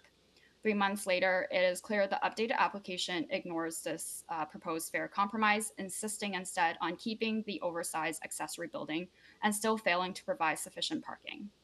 The garden suite in itself requires 4 separate variances, with its use, its height, its dimensions, and its total area all breaking current bylaws.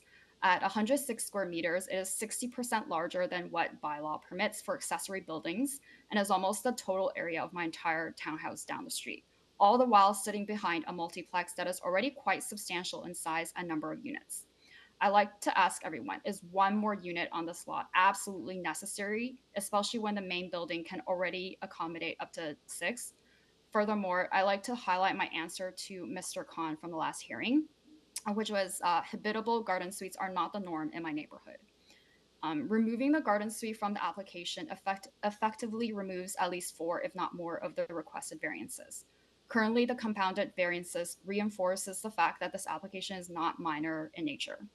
Density can and should be achieved, but not at the expense of the livability of its future residents and their compliance with parking bylaws, nor should it pose as a detriment to surrounding neighbors. In its current state, the development constitutes overbuilding and does not represent thoughtful intensification.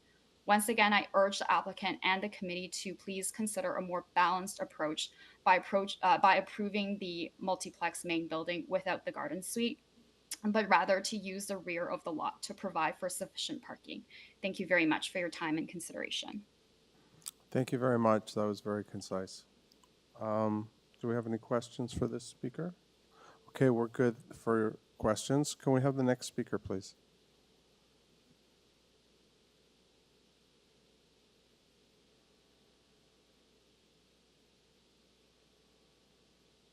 To the chair, Chris, you have been unmuted.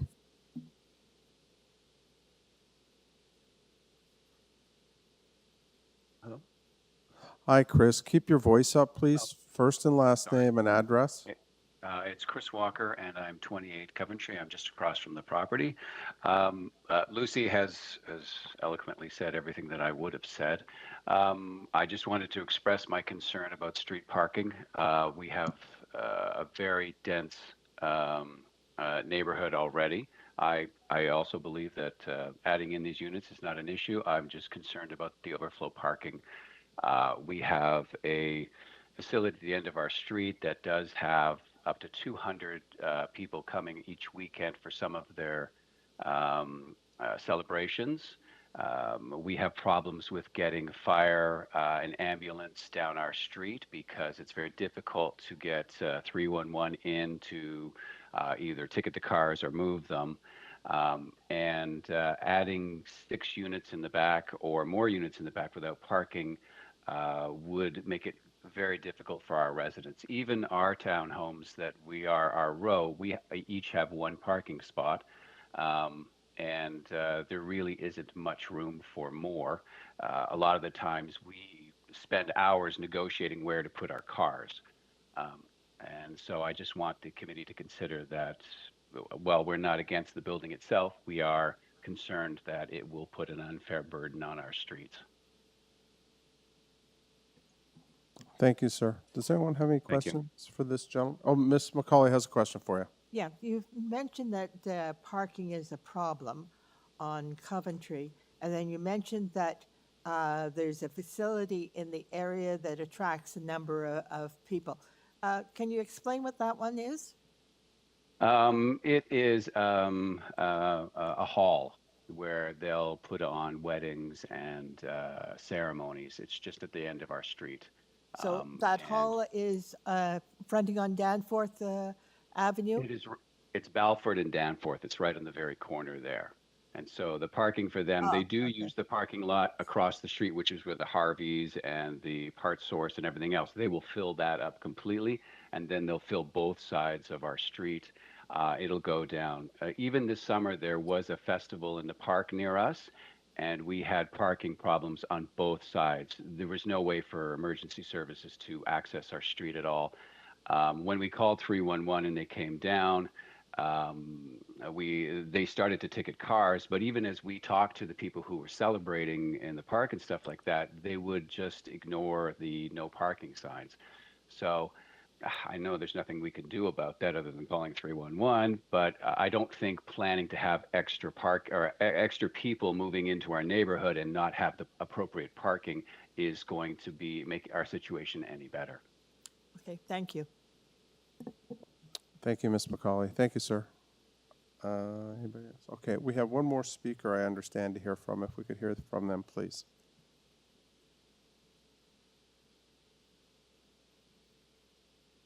Good afternoon. Hi, sir. First and last name and address. My name is Michael Miranda. I live at 11 Coventry Street.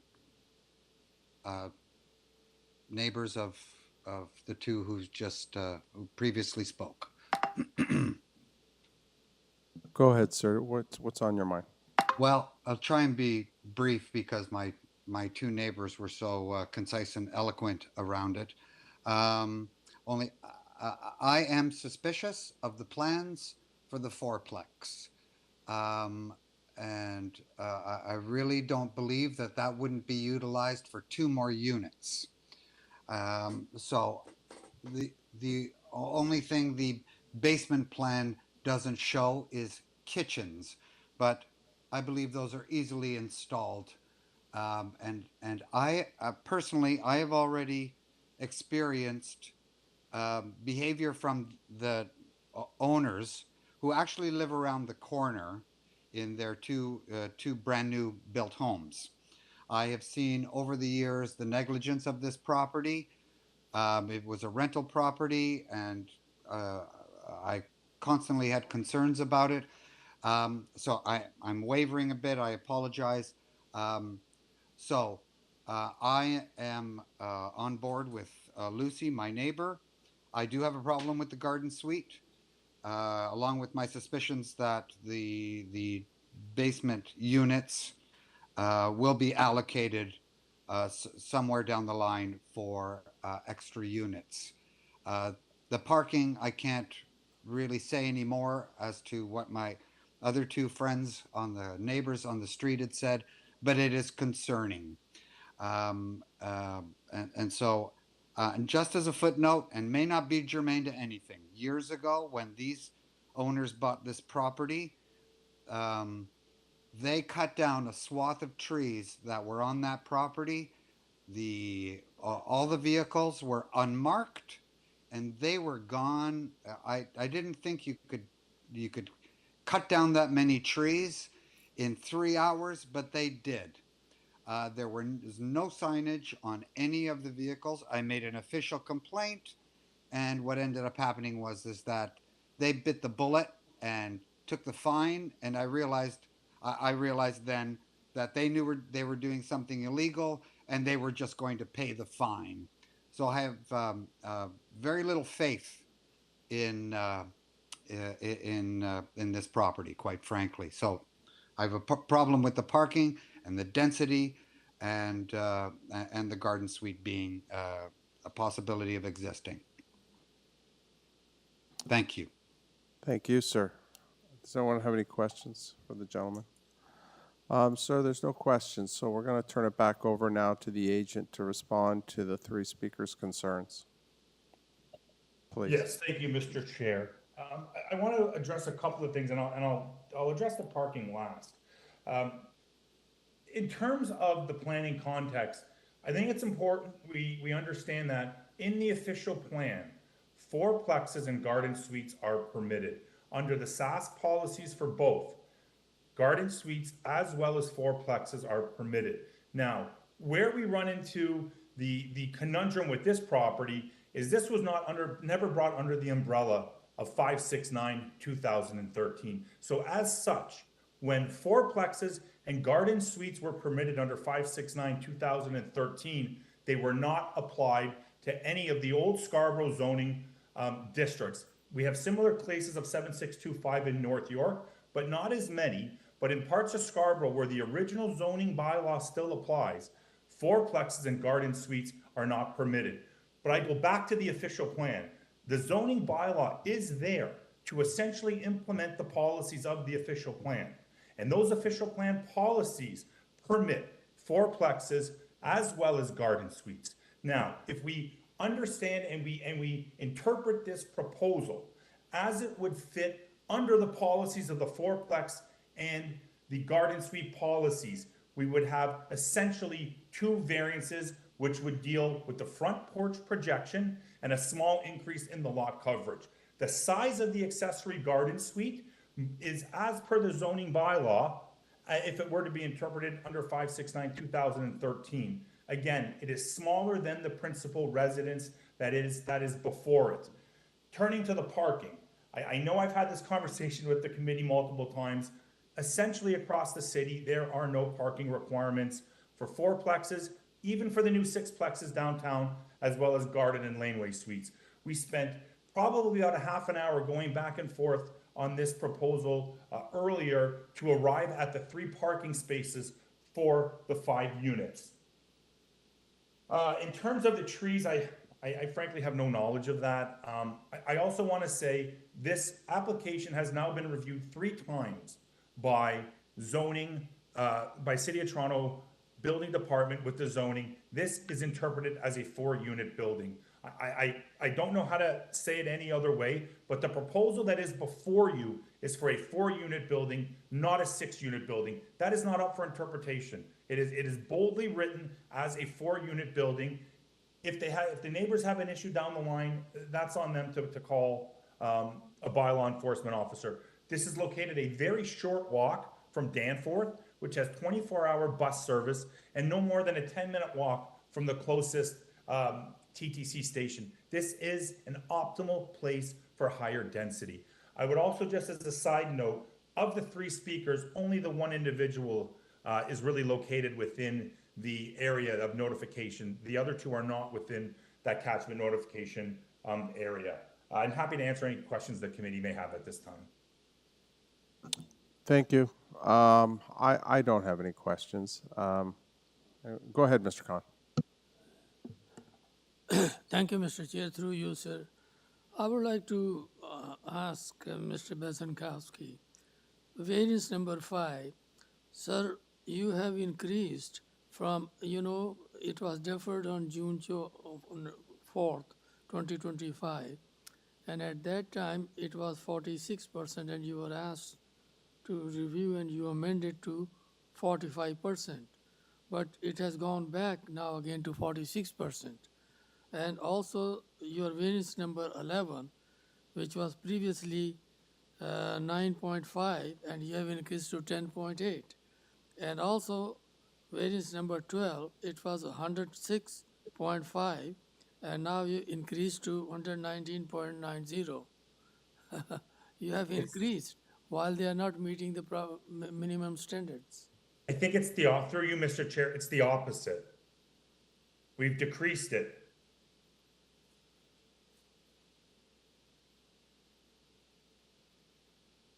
The coverage has been decreased, and all of the, I think through you, Mr. Chair, I think Mr. Khan, it's the other way around. Yeah, I think you're correct. We've actually decreased the coverage and decreased everything as per today's application.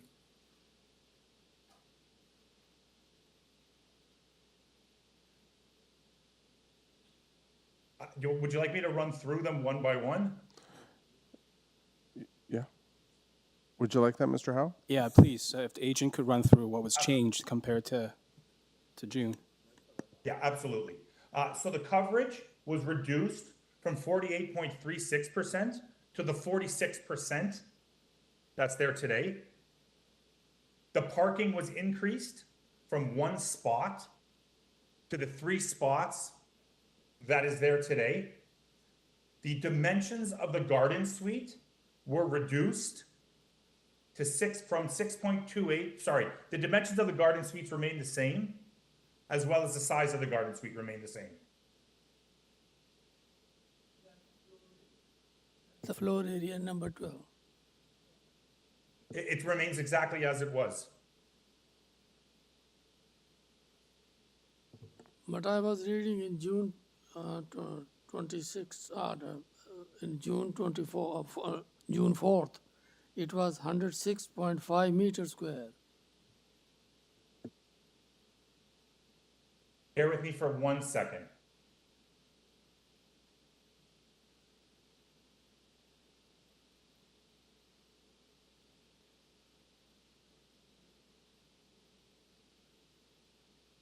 Through you, Mr. Chair. Mr. Khan, are you talking about variance number 12? I'm just looking at it. It was 119.9. No, I'm looking at the package from June 4th. Yeah, June 4th, 2025, variance number 12, they were asking for 119.9 meters.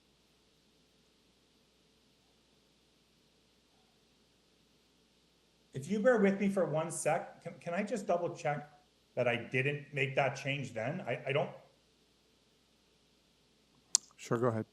yeah, I don't believe I did, but if I did make that change then, I would definitely keep that today, and that just might have been an oversight. June. Sorry, what, the original deferral date was May. No, it's right now. I have been corrected.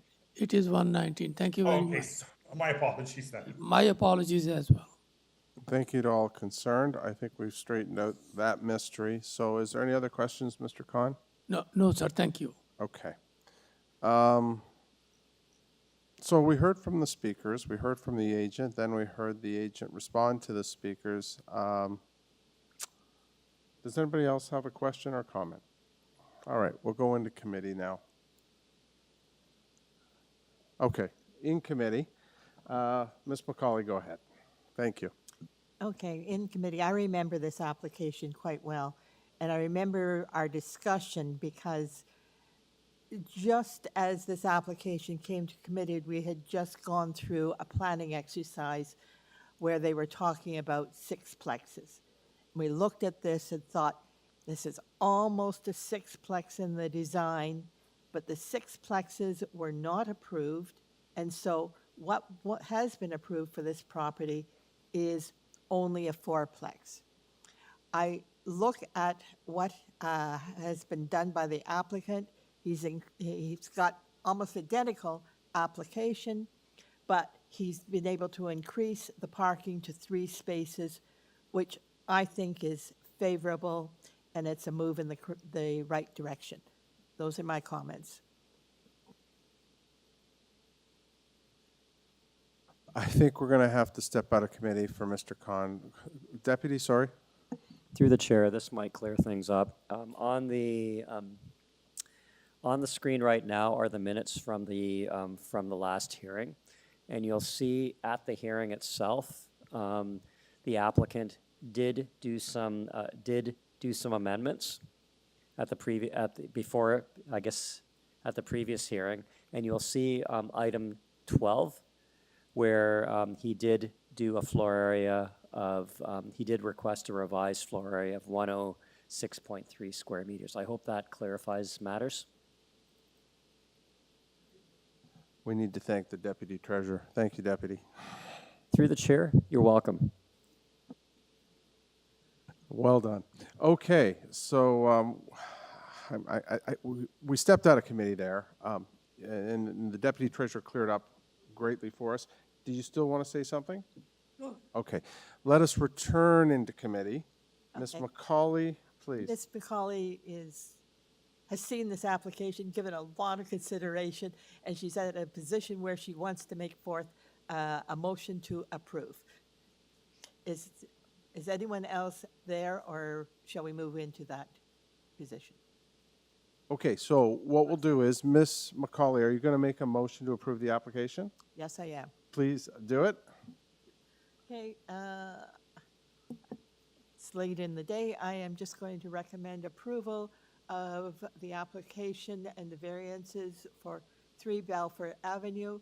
They are appropriate. We have looked at them. They are better than what necessarily could have been created on the lot in terms of improvements to the parking provisions from the previous application. And I'm prepared to say that this is appropriate development in this area. Thank you. Conditions. Thank you. Oh, there are conditions, Yeah. urban forestry conditions And Metrolinx. and Metrolinx. Okay. Do we have a seconder? Oh, Mr. Howe. Thank you, Chair. I will second the motion. Okay. Moved by Ms. McCauley to approve with conditions as. Go ahead, Deputy. Okay, as amended. No, actually, I don't think it's as amended. It's not as amended. We just talked about all the amendments. Now it's on my head. I'm sorry. Moved by Ms. McCauley to approve the application as is with conditions of approval from Urban Forestry, Metrolinx. Seconded by Mr. Howe. All those in favor?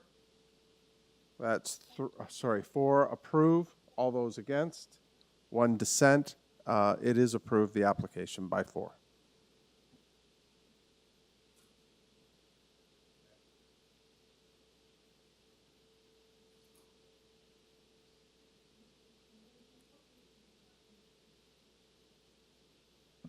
Committee's asked to take a 5-minute break, if that's okay.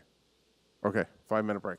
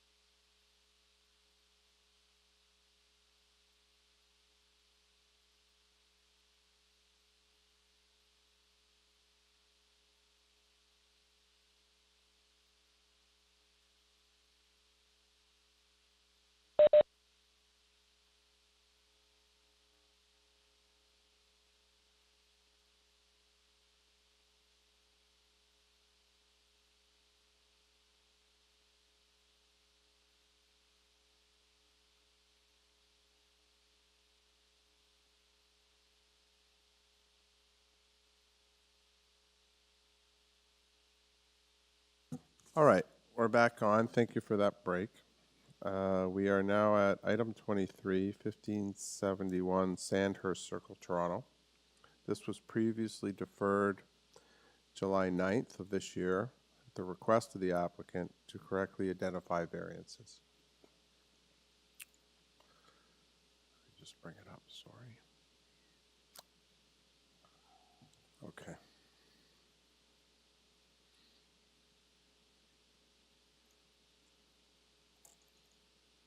To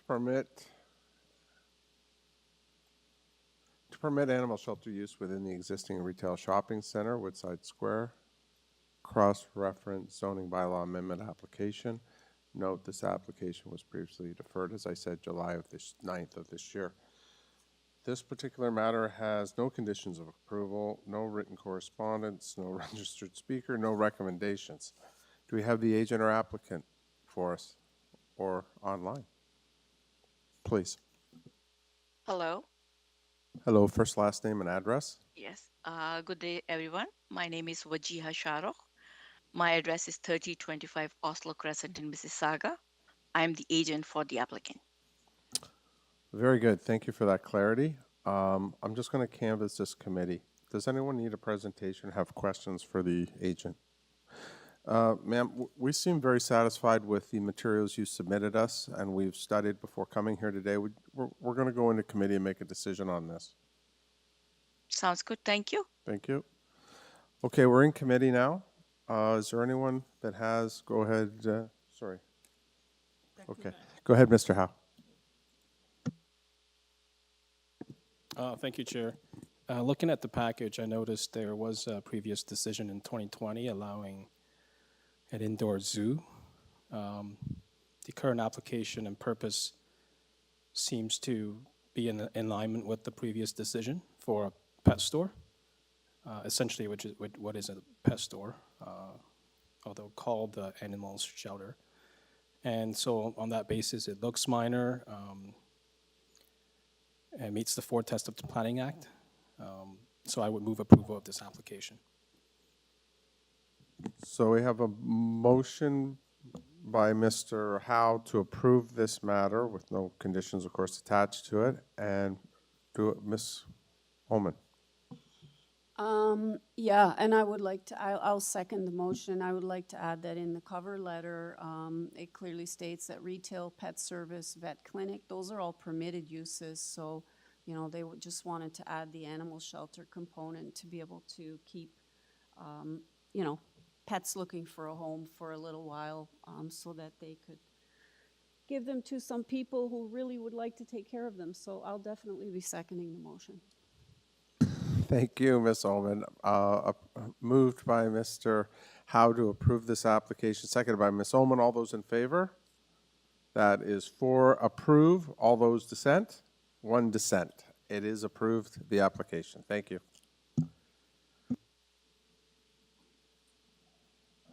Item 24, 90 North Woodrow Boulevard. This was deferred previously August 13th this year when it was requested of the applicant in order to correctly identify variances. There are conditions from community planning, urban forestry. There's 2 letters of objection and 1 speaker. Can we speak to the agent or applicant, please?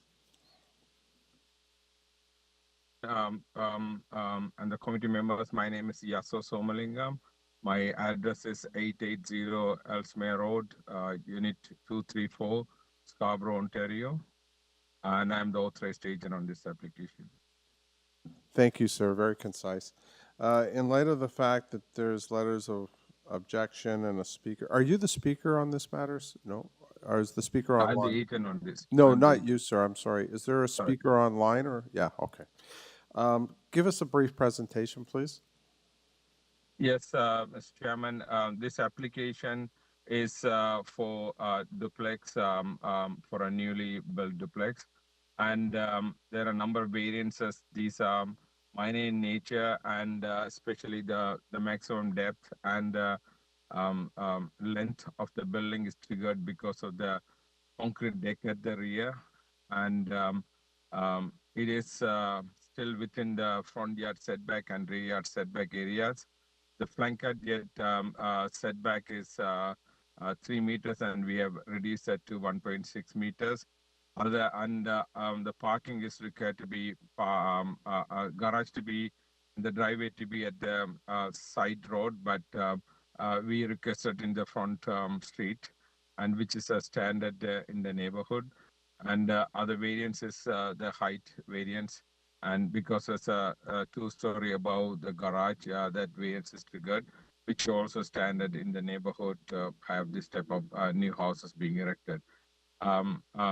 We worked with the community planning, and we revised our design to reflect to make them satisfied. And this is a revised drawings after working with the community planning. I'm available to answer any particular questions if anything arises. Thank you, sir. Does anyone have any questions for the agent? All right, sir, sit tight. We're going to now speak to, I believe, the speaker online.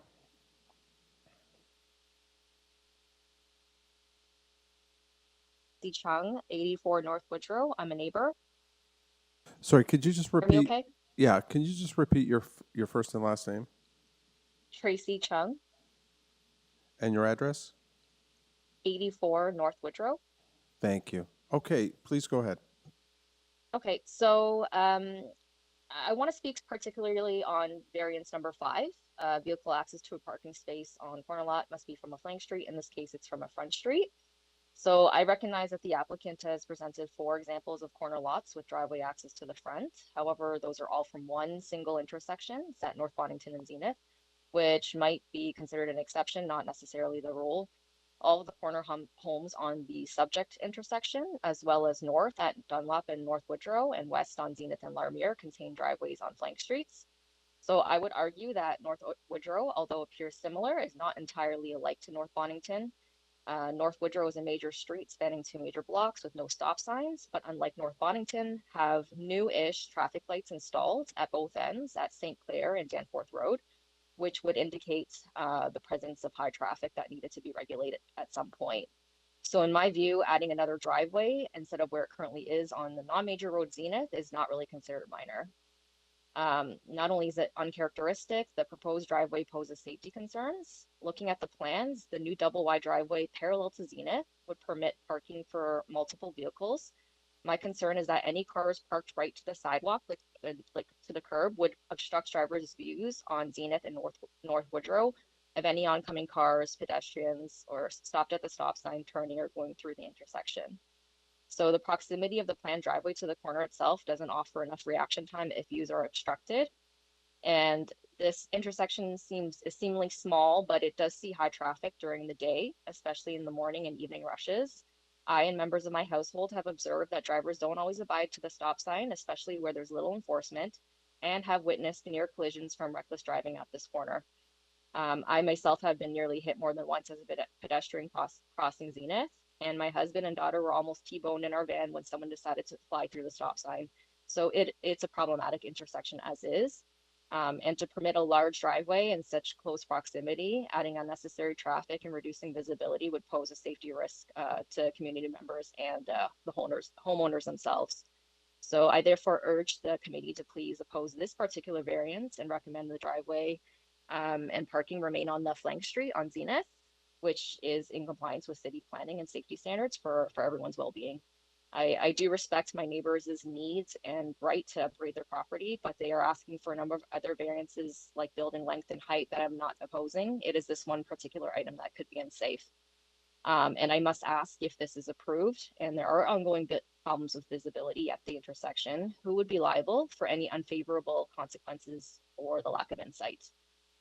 Lastly, if I may add, if I have time, I'm not an expert in reading plans, so I kindly ask the applicant or committee to please address why this property with 3 proposed kitchens and what appears to be 3 self-contained units with separate entrances each is not deemed a triplex, but rather a duplex. I'm not sure what the quote-unquote nanny kitchen in the basement is, but it looks identical to the adjacent full kitchen in unit number 2. Thank you. Thank you. Hold on a minute and see if there's any questions for you. No, thank you very much for that information. We should go back to the agent now to speak to what they just heard the neighbor say. We are not sorry. First of all, we are not proposing additional driveway. That existing driveway at the rear side, which is almost capturing the whole rear yard, will be removed, and we are putting a double car garage access on the front of the street from the North Road Boulevard. So the existing driveway in the Zenith Drive will be closed, and that there will be no car parked on that. So there could be some misunderstanding here. So these two garage driveway, the garage will be facing the North Road Boulevard, and these are not causing any traffic issue. The zoning wide bylaw, which the implemented across entire Greater Toronto area, it's a standard bylaw. That's where we got figured here. But even though it's been the zoning is calling for the driveway to be on the side yard, most of these applications are being approved with the new houses being with the driveway, the garage to be facing the front street. Just because of that, to have a proper rear yard for the occupants or the homeowners to enjoy. Otherwise, the having access to the rear yard will not be possible if the garage comes to the on the other side. But the traffic-wise, whether the garage is on Zenith Driveway or the North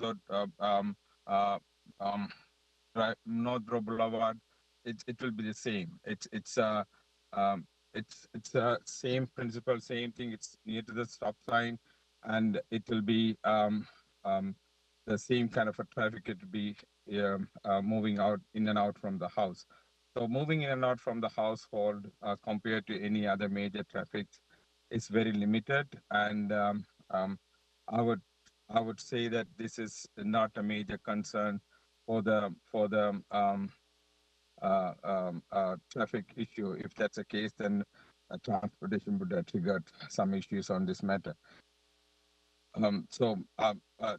Maybe it could be the miscommunication or misunderstanding that we are seeking another driveway, keeping the existing three-car driveway in the back.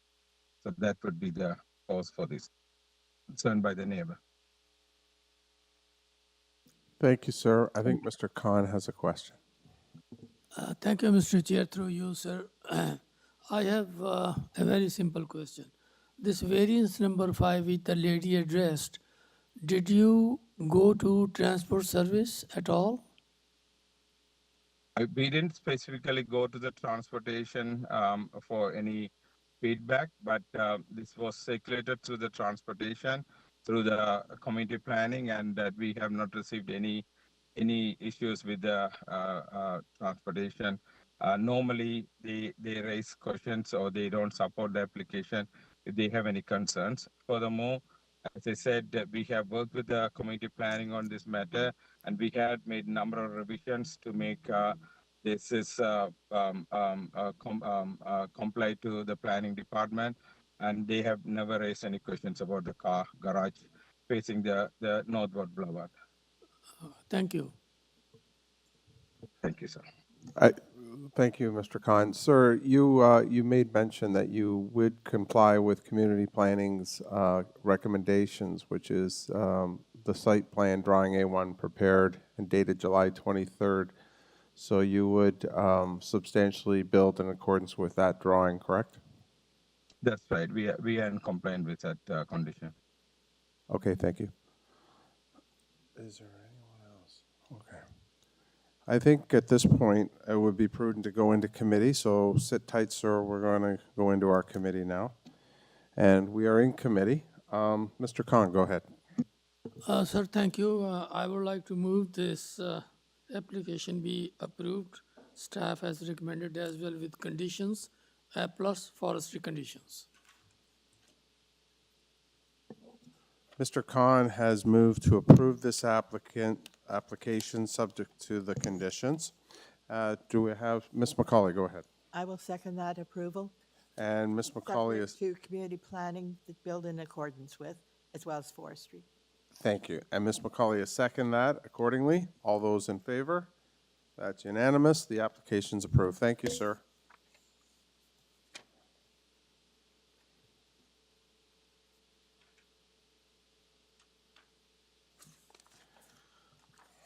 Okay.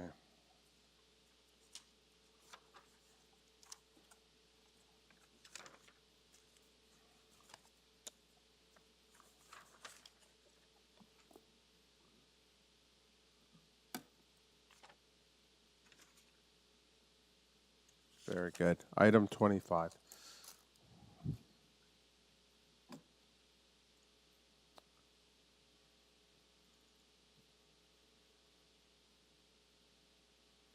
(2863-2867) Ellesmere Road, Toronto.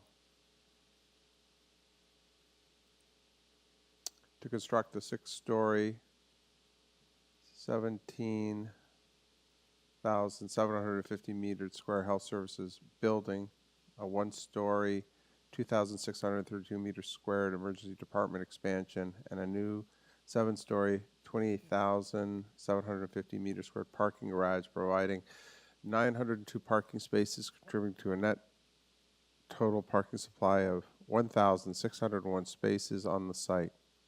Cross-reference related site plan control applications. This application has no correspondence, no registered speakers, no written no recommendations, and no conditions of approval from various city departments. Do we have the applicant agent present? Hi, sir.